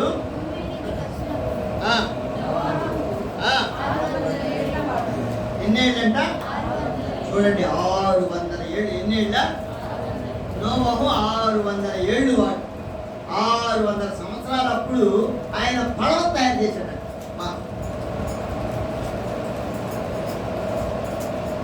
కొద్దిగా పని చేసి వచ్చామనుకో మనం ఎంత అలసిపోతామో మనం. అయినా అలసిపోయాడు. 600 ఏళ్ళకి ఆయన పడవ ఒక్కడే తయారు చేశాడు. ఆయన ఒక్కడే. దేవుడు చెప్పాడు ఇంత చెయ్యి ఇంత ఇన్ని అడుగులు ఉండాలి, ఇంత ఎత్తు ఉండాలి, ఇంత వెడల్పు ఉండాలి. ఇదిగో దాన్ని ఆ పడవని నువ్వు ఎలా చేస్తావో అలాగే చెయ్యి. ఇదిగో ఈ ఐటమ్స్ ఇవి, ఈ వస్తువులతో నువ్వు తయారు చేయంటే అట్లాగే చేస్తారంట. ఏరే ఇంకా మార్పే లేదండి, ఇంకా ఏరే మార్పే లేదు. చూడండి 7వ అధ్యాయంలోనే 13వ వచనం. ఆ దినమందే నోవాహు కుమారులకు షేము, హాము, యాపేతును, నోవాహు భార్యయు వారితో కూడా అతని 3 కోడళ్ళను. చూడండి, దేవుడు నోవాహునే ప్రవేశించమన్నాడు. ఆ కుటుంబంలో వాళ్ళందరినీ కూడా తీసుకెళ్ళిపోయాడు కదా అతను. చూశారు అప్పుడు దాకా చూసి పడవ కట్టడం చూసి ఏమనుకున్నారో మరి ఆయన భార్య, ఆయన బిడ్డలు మొట్టమొదట. కానీ అంతా తయారు చేశాడు, అంతా రెడీ అయిపోయింది. ఇక లోపలికి వెళ్ళేటప్పుడు వీళ్ళందరూ కూడా వెళ్ళారంట. ఇంకా చూడండి 14వ వచనంలో, వీరే కాదు ఆయా జాతుల ప్రకారము ప్రతి మృగమును, ఆయా జాతుల ప్రకారము ప్రతి పశువును, ఆయా జాతుల ప్రకారము నేల మీద ప్రాకు ప్రతి పురుగును, ఆయా జాతుల ప్రకారము ప్రతి పక్షియు, నానా విధములైన రెక్కలు గల ప్రతి పిట్టయు ప్రవేశించను. జీవాత్మ గల సమస్త శరీరంలో రెండేసి ఓడలోనున్న నోవహునొద్ద అయ్యో వచ్చినాయండి. పడవ కట్టవా, నేను అన్ని జంతువులన్నీ పంపిస్తాను. ఆ తర్వాత వచ్చిన చూస్తే ప్రవేశించినవన్నీ దేవుడు అతనికి ఆజ్ఞాపించిన ప్రకారము సమస్త శరీరంలో మగదయు ఆడిదయు ప్రవేశించెను. అప్పుడు యెహోవా ఓడలో అతన్ని మూసివేసెను. ఓడలో పెట్టి తలుపులు వేసాడు. దేవుడు ఏం చెప్పాడు? అదే నీతిమంతుడు, యథార్థవంతుడు. ఆయన దృష్టిలో వాడు. ఆయన దృష్టిలో మనం ఉంటే మనము, మన కుటుంబము, మనకు సంబంధించిన అన్నీ కూడా క్షేమంగా ఉంటాయి. హల్లెలూయా. నిన్ను బట్టి నీ ఇల్లు క్షేమంగా ఉంటుంది. దేవుడు బిడ్డ, ఈ విషయం మనం జ్ఞాపకం చేసుకోవాలి. నోవహును బట్టి కుటుంబం అంతా రక్షించబడింది. వాళ్ళంతా నీతిమంతులు అని చెప్పలా దేవుడు అక్కడ. షేము, హాము, యాపేతు, వారి భార్య, నోవహు భార్య, నోవహు బిడ్డలు అందరూ నీతిమంతులుగా దేవుని దృష్టిలో కనపడిరి అన్నాల్సిందా? రాయలేదు కదా. నోవహు అక్కడే యెహోవా దృష్టిలో నీతిమంతులుగా కనపడ్డాడు ఆయన. కాబట్టి మనము, మన కుటుంబము అంతా కూడా రక్షణగా ఉండాలంటే మనని బట్టే మన కుటుంబం అంతా ఉంటుంది, రక్షణ మార్గంలో నడుస్తుంది. వెళ్ళిపోయారు అందరూ, రక్షణ మార్గంలో పడవలో ఎక్కేశారు, క్షేమంగా ఉన్నారు.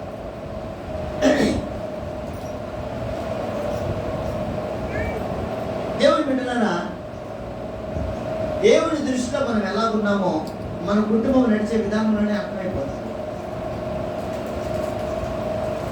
ఆయన మన బిడ్డలు, మనము, కుటుంబం అంతా కూడా సన్నిధిలోకి వచ్చి ఆరాధన చేస్తాం.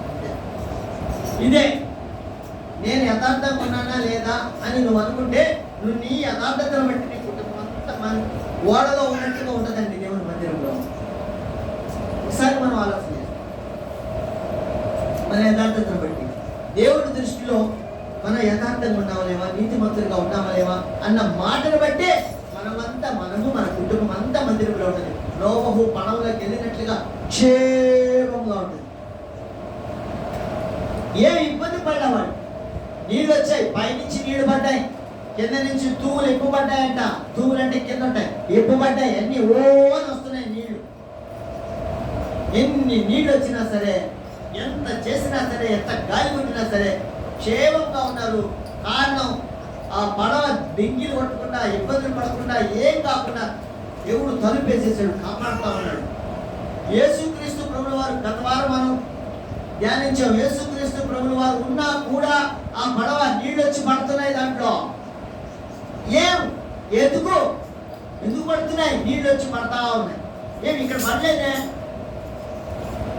పడలేదే.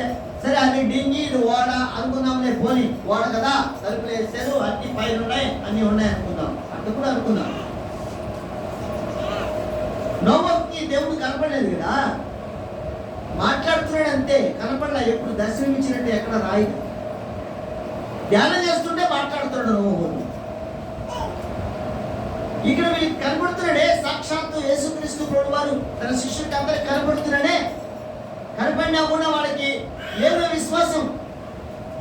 మనకు ఉన్నాడా లేదా అంటే మనం ఉన్నాము లేవా అనే దేవుడు అర్థం కావాలంటే మనం ప్రార్థన చేయగానే మనకి అనేక విషయాల్లో మనకి దేవుడు సహాయం చేస్తున్నాడే. దాన్ని బట్టి ఉన్నాడనే మనం నిర్ధారణ చేసుకుంటున్నాం కదా. నిర్ధారణ చేసుకున్నప్పుడు ఆయన దృష్టిలో నేను యథార్థంగా ఉంటాను అనేటువంటి ఆలోచన మనకి కలగాలి కదా. అలా కలగకుండా మనకి నచ్చినట్లుగా మనం ఉన్నాంలే, దేవుడు కృప కలిగిన వాళ్ళే, నేను ఎట్ట బతికినా ఉంటానులే అంటే ఆయన అంటాడు, మీరు ఇబ్బందులు పడేటప్పుడు నేను చాటున నవ్వుకుంటా ఉంటాడు. ఏడుస్తూ ఉంటే, బాధల్లో ఉంటే, ఇష్టం వచ్చినట్లుగా మనం జీవించి బాధలు పడతా ఉంటే ఆయన ఏమంటాడంటే నేను చాటు నుండి నవ్వుకుంటూ ఉంటాను అంటాడు. ఒక దగ్గర ఏమంటాడు, నేను వేచమాడేవాడిని మాత్రం తప్పేస్తున్నా. సందర్భాన్ని బట్టి మనం నడిచే విధానాన్ని బట్టి దేవుడు తన కృపను కూడా అనుగ్రహిస్తూ ఉంటాడు. అయితే ఆయన ఎడతెగక ప్రేమిస్తూ ఉన్నాడు కాబట్టి మనం నిర్మూలన కావడం లేదు. లేకపోతే చప్ అని లేపేస్తాడు ఆయన. క్షణం 70 సంవత్సరాలు ఉన్నాయి, 80 సంవత్సరాలు ఆయన చెప్పినా అంతే, ఆ సగంలోనే వెళ్ళిపోతాం మనం. ఆయన చెప్పిన ఇచ్చిన ఆయుష్ మనం పూర్తి చేసుకోం. మధ్యలో నిర్మూలము అంటే ఏంటంటే శుభ్రం చేసేది. కాబట్టి మనం ఎంత జాగ్రత్తగా ఆయన మందిరంలోకి వచ్చేటప్పుడు సుమియోను ఎంత ఆలోచనతో పరిశుద్ధాత్మ చేత పరవశం పొందుకొని ఆత్మవశుడై మందిరంలోకి వచ్చి మందిరంలో ఉన్నటువంటి పసి బాలుని చూసి అప్పుడే తీసుకొచ్చారు. ఆయన ఎత్తుకున్నాడు, ఆత్మవశుడయ్యాడు, అర్థం చేసుకున్నాడు దేవుడిని, ఆయన స్తుతించాడు, కనపరిచాడు. మనకుందా అలాంటి ఆలోచన? వస్తున్నాం మనం మందిరంలోకి, అలాంటి ఆలోచనతోనే ఉన్నామా? నోవహు కుటుంబాన్ని రక్షించిన దేవుడు తన పడవలోకి మనల్ని కూడా ఆహ్వానిస్తున్నాడు, రండి. పాట పాడుతూ ఉంటాం, అప్పుడప్పుడు పాట పాడుతుంటాం, మనం కూడా పాడారు. నడిపించునావా ఏంటంట, ఎక్కడ నడిపించమంటున్నాడు? సముద్రంలో నడిపిస్తాడు ఆయన. సముద్రంలో అయినా సరే ఏ కాదు, పడవ నీళ్ళు వచ్చినాయి, సముద్రంలో లేదు, మామూలుగా అడవిలో తయారు చేశాడు పడవ, నీళ్ళు వచ్చేసినాయి, సముద్రం లాగా అయిపోయింది మొత్తం. అయినా కూడా ఏం ఇబ్బంది పడదు. కాబట్టి మన ఆలోచన ప్రకారంగానే మన యొక్క స్థితి గతులు కూడా ఉంటాయి. మన ఆలోచన ప్రకారంగానే మన స్థితి, మన గతి కూడా ఉంటుంది దేవుడి మీద. మన మధ్యలో మన గతి కూడా అంతే అంటారు, మన స్థితి కూడా అంతే. కాబట్టి మనం దేవుని విషయంలో ఎంత జాగ్రత్తగా ఉంటామో మన కుటుంబాన్ని అంతా రక్షించేవాడు దేవుడు. యెహోషువ గ్రంథంలో కూడా ఒక ఆమె చూస్తే ఒక ఆమెను అంటే రక్షిస్తాడు. ఆమెను బట్టి ఆమె సంతానాన్ని, బిడ్డలను, తల్లిదండ్రులను, బంధుమిత్రులు అందరినీ రక్షిస్తాడు. అయ్యా నేను తెలుసుకున్నానయ్యా, మీ దేవుడు శక్తి కలిగిన వాడయ్యా అంటది ఆమె యెహోషువ గ్రంథంలో ఒక స్త్రీ 2వ అధ్యాయంలో. గుర్తుందా? ఎవరికైనా తెలుసా? తెలిస్తే చెప్పండి, తెలిస్తే చెప్పండి. యెహోషువ గ్రంథంలో ఒక స్త్రీని యెహోషువ దూతలు వెళ్ళి రక్షిస్తారు. ఆ ఇంటిని చప్పట్లు కొట్టండి. చదువుతా ఉంటే మనకు అర్థమవుతాయండి, చదవకపోతే ఎట్లా తెలిసిపోయింది. ఇని ఒక చెవుతో వదిలేసుకొని వెళ్ళిపోతూ ఉంటామండి. చదువుతా ఉంటే అర్థమవుతాయండి, గుర్తుపెట్టుకోవాలండి. ఆ రాహాబు తెలుసుకుంటుంది దేవుడిని. అయ్యా మీ దేవుడు శక్తి కలిగిన వాడయ్యా అని తెలుసుకొని వాళ్ళకి సాయం చేస్తుంది. దేవుని దూతలకి, యెహోషువ దూతలకి, సైన్య గూఢచారులకి సహాయం చేసి వాళ్ళని రక్షించి కాచి కాపాడయ్యా. మీరు అంతా కూడా మీ సైన్యంతో వచ్చినప్పుడు ఈ రాజ్యంలోకి నన్ను జ్ఞాపకం చేసుకోండి, నన్ను చంపబాకండి. అమ్మా సరే అమ్మా, సరే అలాగైతే మేము వచ్చేటప్పటికి నువ్వు కనుక్కొని నీ ఇంటి కిటికీలకి ఎర్ర దారం ఒకటి కట్టుకోనుండు, ఎర్ర దారం కట్టుకో, నీ ఇంటిని మేము రక్షిస్తాం అని చెప్పి వాళ్ళు వెళ్ళిపోయి యెహోషువతో చెప్తారు అన్నమాట. అయ్యా మమ్మల్ని అక్కడ ఒక స్త్రీ రక్షించిందయ్యా, మమ్మల్ని కాపాడింది, కాబట్టి ఆమె మేము మాటించి వచ్చాము మేము మిమ్మల్ని చంపమని. కాబట్టి ఆమె ఇంటి కిటికీకి దారం కట్టుకున్నట్టు ఎర్ర దారం కట్టమని చెప్పాము. ఆ ఇంటికి ఎర్ర దారం కట్టినటువంటి ఇంటిని మనం ఏం చేయకూడదు అని చెప్తే అలాగే అంటాడు. అలాగే అయ్యా ఇంటి ఎరుకో పట్టణం మీదకి పోయినప్పుడు ఆ ఎరుకో పట్టణంలో అందరినీ నిర్మూలన చేస్తారు, అందరినీ చంపేస్తారు, అంతే వదలు, అందరినీ చంపేస్తారు. ఈ రాహాబు కుటుంబం మాత్రమే రక్షించబడదు, ఎందుకంటే భయభక్తులు కలిగిన స్త్రీ ఆమె. దేవుని దృష్టిలో యథార్థంగా జీవించిన స్త్రీ ఆమె కుటుంబం అంతా రక్షించబడింది. అందరిని తీసుకొని అందరిని పిలిచేస్తే మీరందరూ మన ఇంట్లోకి రండి, వాళ్ళు వచ్చి యుద్ధం చేస్తారు. ఇప్పుడు కోట అంతా పగలగొట్టేసి శత్రువులు వస్తున్నారు, ఇశ్రాయేలు ప్రజలు వస్తున్నారు, దేవుని బిడ్డలు వాళ్ళకి ఎదురే లేదు, వాళ్ళ దేవుడు ముందు వెళ్తుంటాడు వాళ్ళకన్నా ముందు, కాబట్టి వాళ్ళకి ఎదురు లేదు అని చెప్పి అందరినీ కూడా తన ఇంటిలోకి తీసుకొచ్చుకొని కూర్చోబెట్టుకుంది. యుద్ధం చేస్తున్నారు, అందరూ కూడా యుద్ధం చేసి అందరినీ చంపేస్తున్నారు. లోపల బయటేమో కోటని కొట్టడానికి చప్పట్లు కొట్టి దేవుడు స్తుతించారు, కోట గోడలు పగిలిపోయి లోపలికి వెళ్ళిపోయి వేసేస్తున్నారు అందరినీ. ఈ ఇల్లు కనపడింది, అరే ఇల్లు ఎడతారం కట్టేస్తుందిరా, ఈ ఇల్లు ఇంట్లో వాళ్ళని దీన్ని రాపండి ఆపే అమ్మ రా రాహాబు రమ్మ అందరు రండి బయటకు వచ్చేసి అందరిని తీసుకొచ్చి రక్షించారు. యెహోషువ చూశాడు వాళ్ళు, మంచిదమ్మా. దేవుడు బిడ్డలారా, మన దృష్టిని బట్టే, మన యొక్క ఆలోచనని బట్టే మన కుటుంబాలన్నీ రక్షించబడుతుంటాయి. మనము దేవుని దృష్టిలో యథార్థంగా ఉండాలి. ఆయన కృప కలిగిన వాడు, తెగక ప్రేమించేవాడు. సిమియోనుతో మాట్లాడి దేవుడు నీతో నాతో మాట్లాడుతున్నాడు, నోవహుతో మాట్లాడి దేవుడు నీతో నాతో మాట్లాడుతున్నాడు, రాహాబుతో మాట్లాడిన దేవుడు నీతో నాతో మనందరితో మాట్లాడుతున్నాడు. ఎట్లా ఉన్నాము? వాళ్ళు ఎలా ఉన్నారు, ఇప్పుడు మనం ఎలా?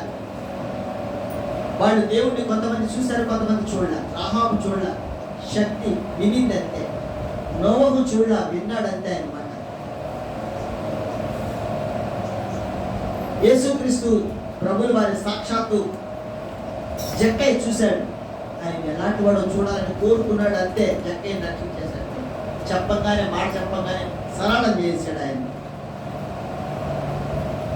ఆకారున్నాడు, ఇంకా యెహోషువ గ్రంథంలో ఆకారున్నాడు ఒక ఆయన.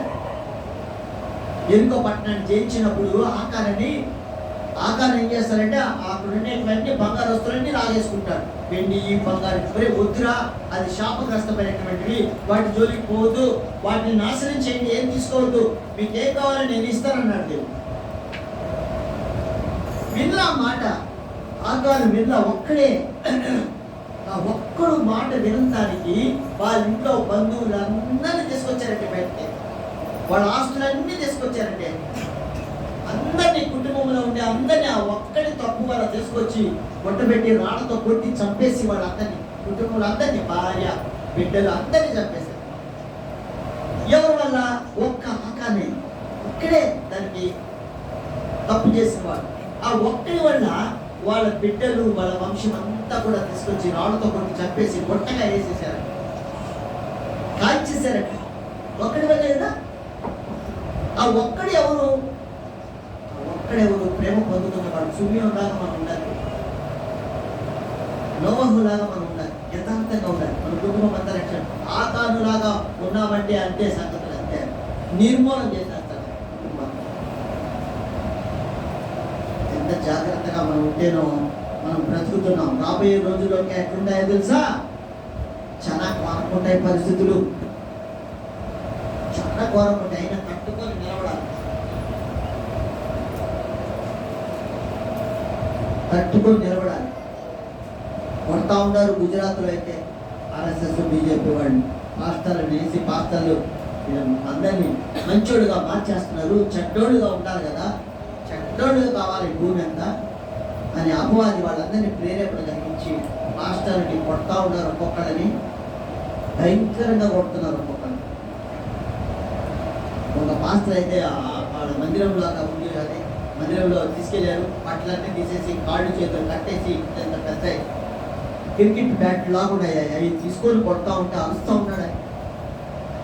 అట్లాంటి పరిస్థితి లేదు మనకి. ఎంత సంతోషమో కదా. అయ్యా నీ పట్ల భయము భక్తి కలిగినటువంటి మమ్మల్ని ఇంకా ఉంచావు. చూడు వాళ్ళ స్థితి ఎలా ఉంది. అంత సాక్షులు వాళ్ళు. ఆకారు కుటుంబం ఎలాగ నిర్మూలన చేయబడిందో చూడు.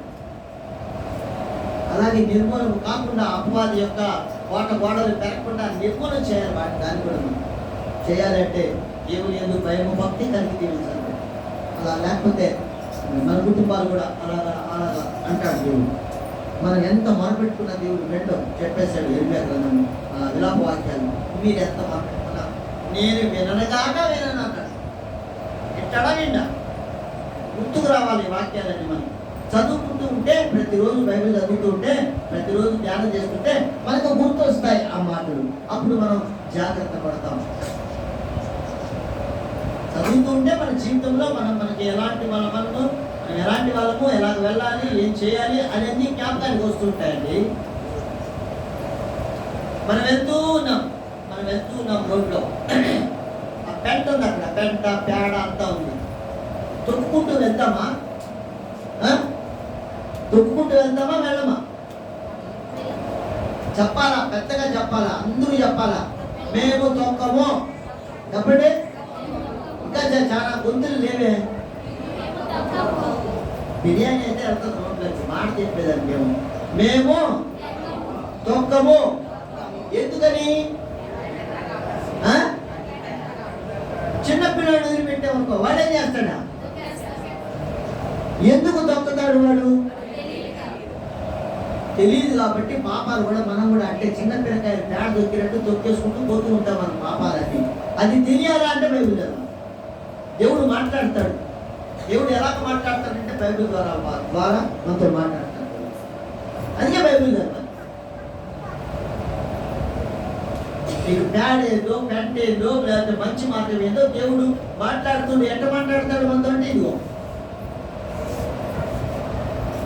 అందుకే నిర్మూలన చేయకుండా ఉన్నాడు. ఎందుకు కారణం అంటే ఆయన రాజ్యమాడేవాడు, తగు వేసుకునేవాడు కాదు మనతోటి. పోతే పోనీలే కనికరం చూపించేవాడు కాబట్టి మనం ఉంటున్నాము, మీరు ఉంటున్నారు అని అంటున్నాడు ఆయన.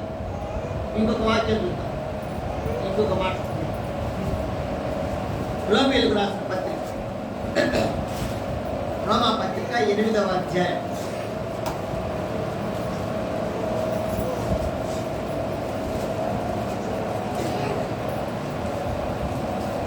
రోమీయులకు రాసిన పత్రిక 8వ అధ్యాయం. రోమీయులకు రాసిన పత్రిక 8వ అధ్యాయము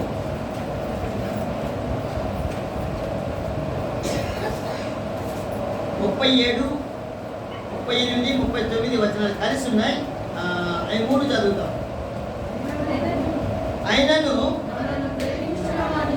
మనలను ప్రేమించిన వాని ద్వారా మనం వీటన్నిటిలో అత్యధిక విజయము పొందుచున్నాము. మరణమైనను, జీవమైనను, దేవదూతలైనను, ప్రధానులైనను, ఉన్నవి అయినను, రాబోవునవని అయినను, అధికారులైనను, ఎత్తైనను, లోతైనను, సృష్టింపబడిన మరి ఏదైనను మన ప్రభువైన క్రీస్తు యేసునందరి దేవుని ప్రేమ నుండి మనలను ఎడపాప నేరమని నువ్వు నమ్మితే ఇవన్నీ ఏమి చేయవు నిన్ను. నువ్వు నమ్మితే ఏమి చేయమంటే మరణము, జీవము, దేవదూతలు, ప్రధానులు, ఉన్నవి లేనివి, అధికారులు, ఎత్తైవి, లోతు, సృష్టించబడిన మరి ఏది, దేవుని చేత సృష్టించబడిన ఏది నేనేమి చేయదు. హల్లెలూయా. శతక్ మెషిక్ అభ్యర్థులను ఎత్తి మంటలో వేశారు, ఏం చేయలా. యోనా చాప మింగేసిన సముద్రంలో గెలిపింది, ఏం చేయలా, ఏమి చేయలా. దానియేలు తీసుకెళ్లి సింహాలు బోర్లో వేశారు, ఏం చేయలా. ఏం చేస్తాయి? దేవుని నమ్మారు కాబట్టి. నువ్వు నమ్మితే అదే రాస్తాడు, నేను ఎడపాప నేరమని రూఢిగా నమ్ముచున్నాను. నమ్ముతున్నాడు అక్కడ పౌలు గారు. నమ్మితే నీకంతా లాభమేనండి. నమ్మితే నడుచుకుంటాం, నమ్మడం అంటే నడుచుకోవడం.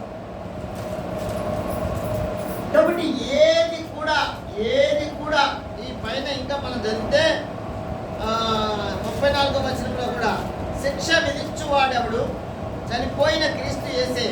అంతేకాదు మృతులలో నుండి లేచిన వాడును, దేవుడి కుడిపార్శ్వమున ఉన్నవాడును, మన కొరకు విజ్ఞాపనము కూడా చేయువాడును ఆయనే. మన కోసం విజ్ఞాపన చేస్తాడు. తండ్రి కుడిపార్శ్వం మీద కూర్చొని మనం యేసయ్యా అనగానే ఆయన అంటాడు, నా బిడ్డ పిలుస్తోంది ఆయన చూస్తాడంట. ఆయన పైనుంచి ఎప్పుడైతే మనం యేసయ్యా అన్నామో వెంటనే అక్కడి నుంచి తండ్రి కుడిపార్శ్వం ముందు కూర్చొని మనం ఏం చెప్తున్నామో మీరు తండ్రికి చెప్తాడంట. వెంటనే అయ్యా బిడ్డలంటయ్యా, చూడయ్యా నువ్వు నాకు అప్పగించావు కదా, వాళ్ళే కదా, వాళ్ళకే వాక్యం చెప్పాను కదా, ఇంకో వాళ్ళే కదా అడుగుతున్నారు, నువ్వు అర్థం చూడయ్యా అంటే తండ్రి ఆ పని చేస్తాడంట.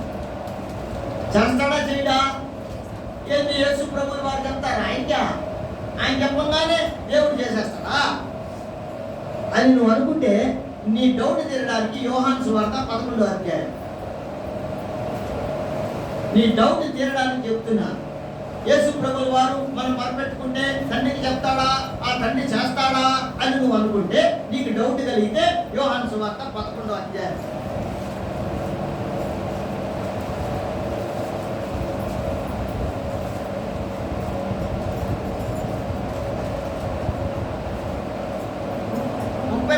నుంచి చదువుతాం, లేకపోతే 32వ వచనం నుంచి చదువుదాం.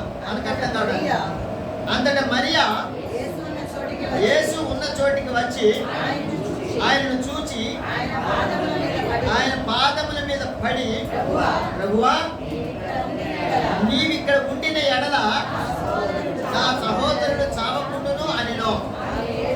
ఆమె ఏడ్చుటయు ఆమెతో కూడా వచ్చిన యూదులు ఏడ్చుటయు యేసు చూచి కలవరపడి ఆత్మలో మూలుగుచు అతన్ని ఎక్కడ ఉంచితిరని అడుగుగా వారు ప్రభువా వచ్చి చూడమని ఆయనతో చెప్పిరి.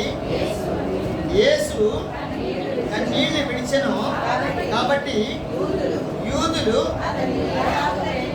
అతనిని ఎలాగూ ప్రేమించునో చూడుడని చెప్పుకొనిది. వారిలో కొందరు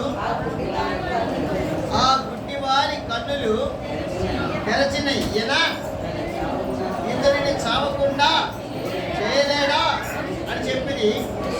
యేసు మరలా తనలో మూలుగుచు సమాధి యొద్దకు వచ్చెను. అది ఒక గుహ, దాని మీద ఒక రాయి పెట్టి ఉండెను. యేసు రాయి తీసివేయుడని చెప్పగా చనిపోయిన వాని సహోదరి అయిన మార్త, ప్రభువా అతడు చనిపోయి 4 దినములైనది కనుక ఇప్పటికీ వాసన కొట్టునని ఆయనతో చెప్పెను. అందుకు యేసు, నీవు నమ్మిన ఎడల దేవుని మహిమను చూతువని నీతో చెప్పలేదా అని ఆమెతో అనెను. అంతటి వారు ఆ రాయి తీసివేసిరి. యేసు కన్నులు పైకెత్తి, తండ్రి నీవు నా మనవి వినినందున నీకు కృతజ్ఞతాస్తుతులు. చూడండి ఆ తర్వాత, నీవు ఎల్లప్పుడూ నీవు ఎల్లప్పుడూ నా మనవి వినుచున్నావని నేను ఎరుగుదును, కానీ నీవు నన్ను పంపితవని చుట్టూ నిలిచి ఉన్న ఈ జన సమూహము నమ్మునట్లు వారి నిమిత్తమై. చూడండి, నా మాట నువ్వు ఎప్పుడు వింటావా? మనిద్దరూ తెలుసా సంగతి? మనిద్దరూ తెలుసా సంగతి? నువ్వు నా మాట వింటావని, నువ్వు నీ మాట నేను వింటానని మనకిద్దరికి తెలుసు, కానీ ఈ ప్రజలందరికీ తెలియాలి కదా, అందుకే నేను ఈ మాట చెప్పాను. నమ్మితే దేవుని శక్తిని చూస్తామని వాళ్ళతో చెప్పాను అని ఏం చెప్పాడంటే, మరి 42వ వచనం, నీవు ఎల్లప్పుడూ నా మనం వినుచున్నావని నేను ఎరుగుతున్నాను, కానీ నీవు నన్ను పంపితమని చుట్టూ నిలిచి ఉన్న ఈ జన సమూహం నమ్మునట్లు వారి నిమిత్తమై ఈ మాట చెప్పితివి అనను. ఆయన నాకు చెప్పి, లాజరు బయటికి రమ్మని బిగ్గరగా చెప్పగా చనిపోయిన వాడు కాళ్ళు చేతులు ప్రేత వస్త్రములతో కట్టబడిన వాడై వెలుపలికి వచ్చెను. అతని ముఖములకు రుమాలు కట్టి ఉండెను. అతని యేసు, మీరు అతని కట్లు విప్పి పోనీడని వారితో చెప్పాను. చూడండి, మనం ఎప్పుడైతే దేవుడి దగ్గరికి వెళ్ళి చెప్పుకుంటామో, నువ్వు నమ్మి, నిజముగా నమ్మి, ఎట్లా నమ్మి? రోల్డ్ గోల్డ్ గానా గోల్డ్ గానా? గోల్డ్గా అంటే ప్యూర్, పూర్తిగా నువ్వు నమ్మి దేవుడి దగ్గరికి వెళ్ళి చెప్తే, ఏసై దగ్గరికి వెళ్ళి చెప్తే, ఏసై వెంటనే తండ్రి చేస్తాడు, వెంటనే నీ పని అయిపోతుంది. హల్లెలూయా. నమ్మకం, మనకి నమ్మకం కలగడానికి ఈ లేఖనాలన్నీ పరిశుద్ధాత్మ దేవుడు మన మధ్యకి తీసుకొస్తున్నాడు. దేవుడి మీద మన మాట వింటా? ఏసయ్య నా మాట వింటా? తండ్రి నా మాట వింటా? నువ్వు ఏసై చెప్పుకుంటే ఏసై తండ్రికి చెప్తాడు. అందుకే యేసుక్రీస్తు ప్రభు నామములో నా స్తుతి ఆరాధన అర్పణ నీకే సమర్పిస్తున్నాను తండ్రి అని మనం ఆరాధన చేస్తామే, అర్పణ తండ్రికి అర్పిస్తామే, అది ఆయన నామములో అర్పిస్తేనే, ఆయనకి ఇస్తే ఆయన ఎత్తుకు ఇస్తాడు. డైరెక్ట్గా మనం ఇస్తే, ఏయ్ ఏంద్రా నువ్వు అట్టున్నావు అంటాడు ఆయన. అది కాను 4వ అధ్యాయంలో అన్నట్టు, ఎట్టున్నావు నువ్వు ఎట్టున్నావు తెలుసా? యేసు ప్రభువు వారు మనతో మాట్లాడుతుంటాడు, జాగ్రత్త అర్పణ తీసుకొస్తున్నావు, నువ్వు జాగ్రత్తగా ఉండు, నువ్వు తగులు ఎవరి మీద తగులు ఉంటే నువ్వు పోయి సమాధానపడి రాపో, దాంట్లో చెయ్యి అయిపోక, నేను అందరితో ప్రేమగా ఉంటా. ఏమంటే ఇస్కరియోతు యోధ ఎవరండి? ఇస్కరియోతు యోధ ఎవరు తెలుసా మీకు? ఆయన 12 మంది శిష్యుల్లో యేసు ప్రభువుని ఏం చేశాడు? ఆయన మరి ఆయనతో కూడా ఉన్నాడు కదా. ఇస్కరియోతు యోధ మరి యేసు ప్రభువులో 12 మంది శిష్యుల్లో ఒకడు ఆయనతో కూడా ఉన్నాడు కదా. తెలీదా ఆయనకి వీడు దొంగ అని? ఆయనకి తెలీదా? తెలుసు, పంపించేలా మార్పచ్చి పంపుకుంటాడేమో, ఎట్లాగైతేనేమో. అమ్మేసాడు యేసు ప్రభువు వారిని 30 వెండి నాణ్యాలు అమ్మేసాడు యేసు ప్రభు. ఎట్లా అమ్మేసాడు తెలుసా? వాళ్ళు అడిగారు, ఏమయ్యా ఆయన ఎవరో మాకు చూపించు. చూపిస్తానయ్యా. ఏదంతా ఒకటే ఉన్నారు అందుడా, నేను ఎవరినైతే ముద్దు పెట్టుకుంటానో ఆయనే, నేను ఎవరికి ముద్దిస్తానని వెళ్ళి ఆయనే యేసు. పట్టేసుకోండి మీరు. యాకోబు కూడా ఒకటే ఉంటారు. యాకోబు యేసు ప్రభువు వారు చూడడానికి ఇద్దరు ఒకటే మొక్కట్లు ఉంటాయి. తమ్ముడు, యేసు ప్రభువు వారి తమ్ముడు ఉన్నాడు యాకోబు, ఒకటేగా ఉంటాయంట వాళ్ళు. అందుకని అందరూ ఒకటే ఉన్నారు కదా, ఎవరో 2-3 ఉన్నారు, ఒకటే ఉంటారు వాళ్ళు చూడటానికి. అంటే నేను ముద్దు పెడతానులే, వెళ్ళి ఆ ముద్దు పెట్టిన ఆయనే, అందరిని ఉడుకోబోవాలని అని చెప్పి ఇస్కరియోతు వెళ్ళి ప్రభువా అని వాటేసుకొని ముద్దు పెట్టుకుంటాడు. అని పట్టుకునేస్తాడు. చూసారా, ఆయనతో కూడా ఉండేవాడే, ప్రభుతో కూడా ఉండేవాడే. ఎలాంటి ప్రేమ అయింది అంటే రోల్డ్ గోల్డ్ ప్రేమ. ఎలాంటి ప్రేమ? అది ఉంటే అంత కష్టం కదా. ప్రభుతో కూడా సహవాసం చేస్తూ మనం చెడ్డ పనుల్లోకి అవన్నీ చేస్తూ ఉంటే ఎట్లా కుదురుతుంది? అది కుదరదు కదా. అది నీతిమంతులు యథార్థవంతులుగా ఉన్నట్టు కాదు కదా. నమ్మకత్వం ఏది నమ్మకం ఉండాలండి. ఏమిటంటే నమ్మకం ఉండాలి. అందుకనే రోమాపత్రికలో చదివింది మనం, నమ్మకం ఉంచము, నేను నమ్మిక ఉంచుతున్నాడు పౌలు. మనకుందా అలాంటి నమ్మకం? అసలు విషయం తెలిస్తే కదా మనకి నమ్మకం ఉండడానికి. అసలు ఆయన శక్తి ఏందో, ఆయన మహిమ ఏందో తెలిస్తే కదా. పేతురు, యాకోబు, యోహాను ఆయన శక్తిని నీకు ఇస్తున్నా, ఆయన మహిమని నీకు ఇస్తున్నా, ఆయన మహిమని నీకు ఇస్తున్నా, లే అనగానే లేచాడు. ఆ శక్తి అంతా మనం అర్థం చేసుకుంటున్నాం. ఆయన శక్తిని అర్థం చేసుకుంటే, ఆయన శక్తిని అర్థం చేసుకుంటే మనం ఆయన దృష్టిలో యథార్థంగా ఉంటే మన కుటుంబాలన్నీ రక్షించబడుతూ ఉంటాయి. హల్లెలూయా. సరే, ఇంకొక వచనాన్ని చూసుకొని మనం ఆరాధన, ఇంకొక వచనం చూసుకొని మనం ఆరాధన.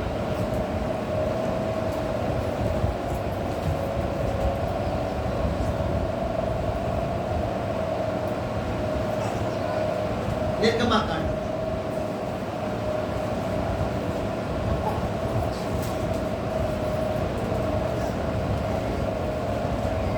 నిర్గమాకాండము 34వ అధ్యాయం.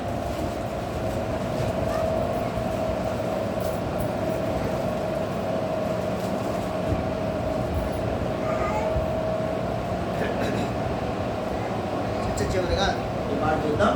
34వ అధ్యాయం 6వ వచనం.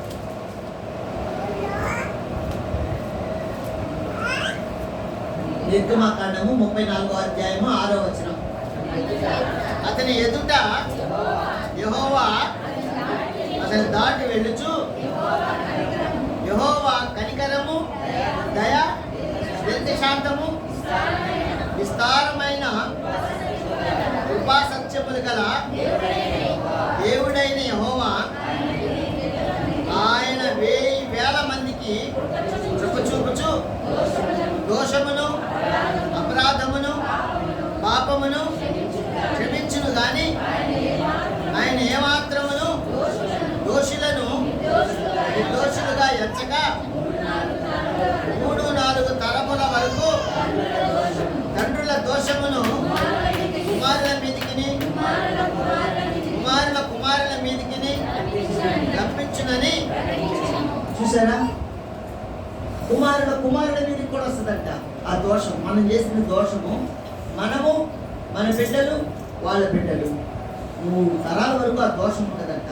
ఆయన కృపా సత్యములు, కృపా సంపూర్ణుడు, ఆయన దయగలిగిన వాడు. ఆయన రాయబడిన మాట, ఆ యెహోవా కనికరము, దయ, దీర్ఘశాంతము, విస్తారమైన కృపా సత్యము. విస్తారమైనగా ఉన్నాయి కృపా సత్యం, యథార్థం విస్తారంగా ఉన్నాయి అన్ని ఆయన కాడ.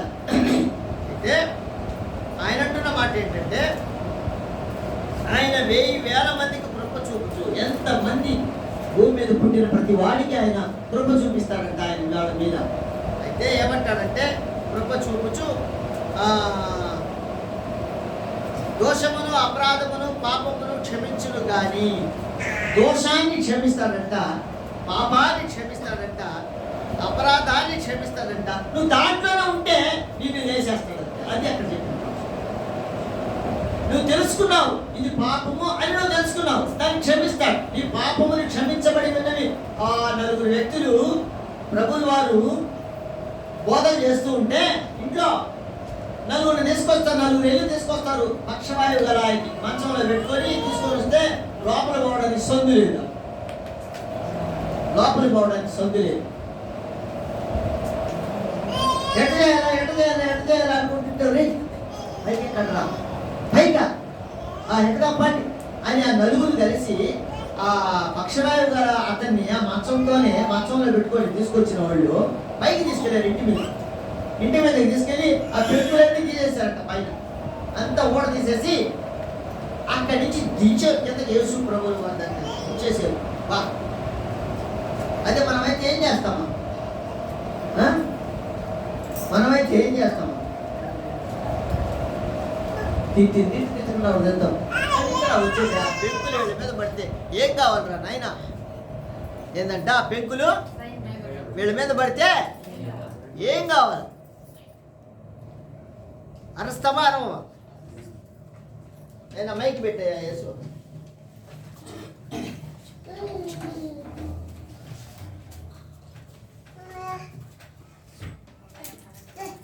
ఆన్ చేసి వీళ్ళు పెట్టే ఆ పైన ఆ పైన ఫస్ట్ది ఆన్ చేయి.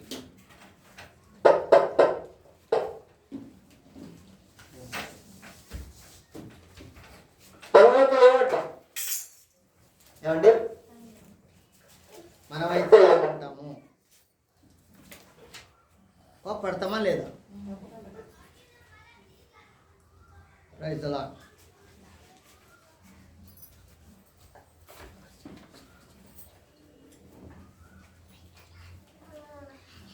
రెండోదంటే పెట్టే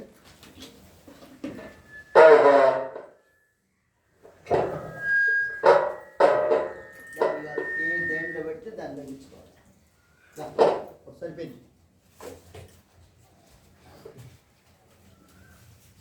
తెలిసంగానే పైనుంచి మంచం నుంచి వరువుగా చెప్పినమాట, నా పాపలను క్షమించబడలేదు కనుక సమాధానంతో నేర్చుకో. ఇంకా ఆ దగ్గరికి వచ్చినప్పుడు ఎలా నేను పాపని అని అతను తెలుసుకున్నాడేమో. విశ్వాసంతో వచ్చాడు ప్రభువు మాట తెలిసి వెంటనే పాపాలన్నీ క్షమించేస్తాడు. పాపాన్ని క్షమిస్తాడు. నువ్వు పాపంలోనే కొనసాగుతూ ఉంటే నేను తెలుసుకున్నావు, బైబిల్ చదువుకున్నావు, ఇది పాపము అని తెలుసుకున్నావు, ఆత్మదేవుడు మనతో మాట్లాడుతుంటే తెలుసుకున్నావు. ఇప్పుడు దాన్ని తీసేసుకో. నా కుటుంబం ఎంత రక్షణ ఎక్కడ చూసాం. మనం ఆకాన్ని చూసాం. ఆకారం వల్ల కుటుంబం అంతా పోయింది. నోవాహు వల్ల కుటుంబం అంతా రక్షించబడింది. రాహాబు వల్ల కుటుంబం అంతా రక్షించబడింది. ఆమె వేసే పని వేశ్య ఉల్లముకుని ఆయన వారు మనసు పొందుతుంది. మనం మన జీవితంలో మనం ఏ తప్పులు చేస్తున్నామో ఏం చేస్తున్నామో అర్థం చేసుకొని వాటిని విడిచిపెట్టేస్తే ప్రభు దగ్గరికి వచ్చినప్పుడు ప్రభు మనతో మాట్లాడతాడు. అయ్యా క్షమించయ్యా అనగానే తల్లి చెప్పేస్తాడు. అబౌట్ నేను క్షమిస్తాను. అప్పుడు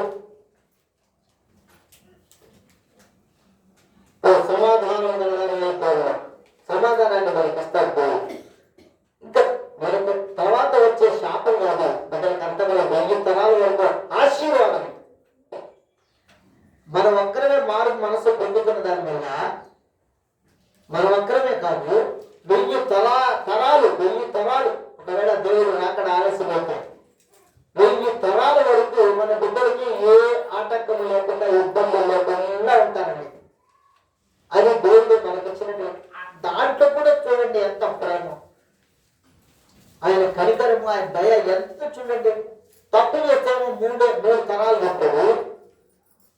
ఆయన ఏదో భయభక్తులుగా జీవిస్తే 1000 తరాలు పెట్టాడు. ఏమే తప్పు చేసినోడికి ఎక్కువ ఇచ్చి మంచి చేసినోడికి 3 ఇవ్వచ్చు కదా? కాదు. పోనీలే మళ్ళీ మారు మనసు పొందుకుంటారేమో. ఆ తర్వాత తరాలు తెలుసుకుంటారేమో. ఆ తర్వాత వచ్చే తరాలు వాళ్ళు తెలుసుకుంటారేమో. నన్ను వినిపింపు చేస్తాం వాళ్ళకి.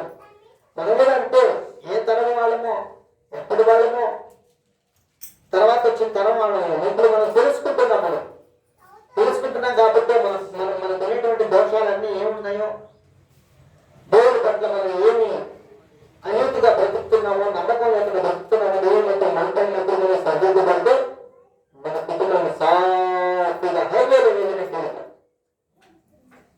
వెళ్తాయి కదా బండి, అలా నిలబడుతుంది మన కుటుంబం. ఏంటి అసలు ఎక్కడ కలవరమే ఉండదు. నీకు ఏ విషయంలో కూడా కలవరం ఉండదు. నువ్వు ఏం పని చేయాలనుకున్నా సరే,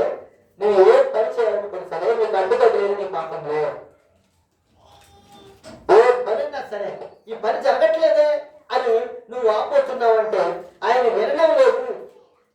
చెవులు మూసుకున్నాడు, నువ్వు చెప్పేది నేను విన్ను. ఎందుకంటే నువ్వు పాపంలోనే ఉన్నావు. ఇంకా నువ్వు చెప్పేది నేను ఎందుకు వింటా? అయితే విని అర్థం చేసుకొని దేవుని మాటను ఆలకించి ఆత్మదేవుడు మనతో మాట్లాడుతుండగా సరిదిద్దబడ్డామో ఆయన వెంటనే చేయండి. నా బిడ్డ నా దగ్గరికి రా, కౌగులు ఇచ్చుకుంటావు. ఎక్కడో దూరంగా మాసిపోయిన బట్టలు, చిప్పిపోయిన తల, బట్టలన్నీ చిరిగిపోయి పరిగెత్తుకుంటా వస్తాను, నడుచుకుంటా వస్తాడు. మా నాయన దగ్గరికి వెళ్ళిపోతాం, మా నాయన దగ్గర బతకతా. ఇంకా నాకు ఇంకేం అంత మోసం చేసేవాళ్ళే లోకంలో ఉండేవాళ్ళని ఎప్పుడైతే కుమారుడు తండ్రి దగ్గరికి రావడం మొదలుపెట్టాడు, దూరంగా చూశాడంట తండ్రి. పరిగెత్తాడు, తండ్రి పరిగెత్తాడు, కుమారుడు పరిగెత్తలా. ఆలోచన చేయండి. అక్కడ రాదు మాట, తండ్రి పరిగెత్తుకుతో ఎందుకు పెట్టుకున్నాడంట. ఆయన ప్రేమ అది. ఆ కుమారుడేమో వస్తున్నాడు, నిదానంగా నడుచుకుంటూ తీసుకుపోతాడు, ఇంట్లో రమ్మంటాడు, వద్దంటాడు, ఎట్ట చేస్తాడు, నేను ఆయన మాట వినలేదు అనుకుంటా వస్తున్నటువంటి ఆ కుమారుని చూసి తండ్రికి ఎంత ప్రేమ అంటే పరిగెత్తుకుంటూ వెళ్ళి ముద్దు పెట్టుకున్నాడు అంత కళ్ళు వేసుకో. మరి నీకు మెరుగుతుందిరా, నువ్వు ఎందుకులా ఎట్టయ్యావా, ఏంద్రా నువ్వు చేసిన పని, ఏంద్రా డబ్బు లేదురా అనగలా. జరిగిపోయింది. ఎప్పుడైనా నా దగ్గరకు వచ్చావు కదా సుఖంగా ఉంది అంట అన్నారు. చక్కగా మంచి స్నానం చేయించి మంచి బట్టలు వేసి మంచి ఉంగరం పెట్టి మంచిగా తన తండ్రికి ఎలాంటి స్థితిలో ఉంటాడో, ఆయన ఏ స్థితిలో గొప్పగా మహిమ కలిగి ఉంటాడు అలాంటి మహిమ కుమారుడు కూడా ఇచ్చాడు. మంచి చెప్పులు, మంచి బంగారం, గోల్డ్ అన్ని ఇచ్చాడండి. కారణం ఆయన దగ్గరకు వచ్చినప్పుడు పాపాలన్నీ కూడా చేసి నేను క్షమించేశాను. నా పాపములు క్షమించబడి ఉన్న అనగానే వెంటనే ఆ పక్షంలో కలిగిన వ్యక్తి వెంటనే లేచాడండి. మంచాన్ని తీసుకెళ్ళిపోయారు, మంచాన్ని పట్టుకుని వెళ్ళిపోయారు. అంత మాత్రం లేచి నడుచుకుంటూ వెళ్ళిపోయారు. ఎంత పొంది చెప్పుకుంటాడు. మరి ఏంది ఆయన నడుచుకుంటూ వస్తున్నాడే, మంచంలో తీసుకెళ్ళారు. ఏమైంది రక్షించారు. అబ్బా అంత గొప్ప దేవుడా, కుటుంబంలో వాళ్ళు కూడా నమ్ముతున్నారని ఆ మాటలను దేవుడు మన యథార్థతను బట్టి మన నేతను బట్టి దేవుడు కృప కలిగినది.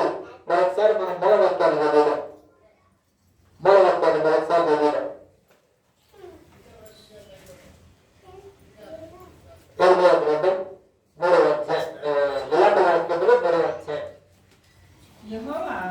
యెహోవా కృపగలవాడు, ఆయన వాత్సల్యత ఎడతెగక నిలుచుచున్నది కనుక మనం నిరుపేదకు కాకుండా వారము అనుదినము నూతనముగా ఆయన వాత్సల్యత ఒప్పుచున్నది.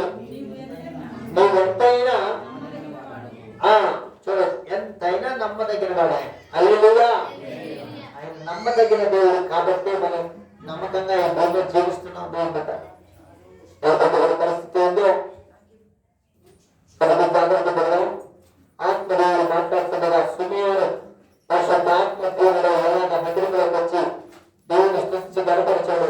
అలాంటి ఆత్మీయ అనుభవం సంతోషంతో మనం ఈ దినాన్ని దేవుని స్తుతి ఆరాధన కలిగించాలని ప్రభు కొరకు మనవి చేస్తూ ముగిస్తున్నాను. దేవుడు మాటలు దీవించి ఆశీర్వించి ఆత్మీయంగా మనల్ని శుద్ధీకరించి నడిపించి ఆరాధన కొరకు సిద్ధపరచబడినగాక.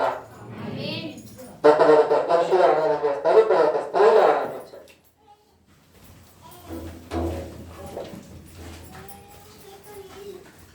స్తోత్రం స్తోత్రం మహాగణాన్ని వందల పదవి వేల వందనాలు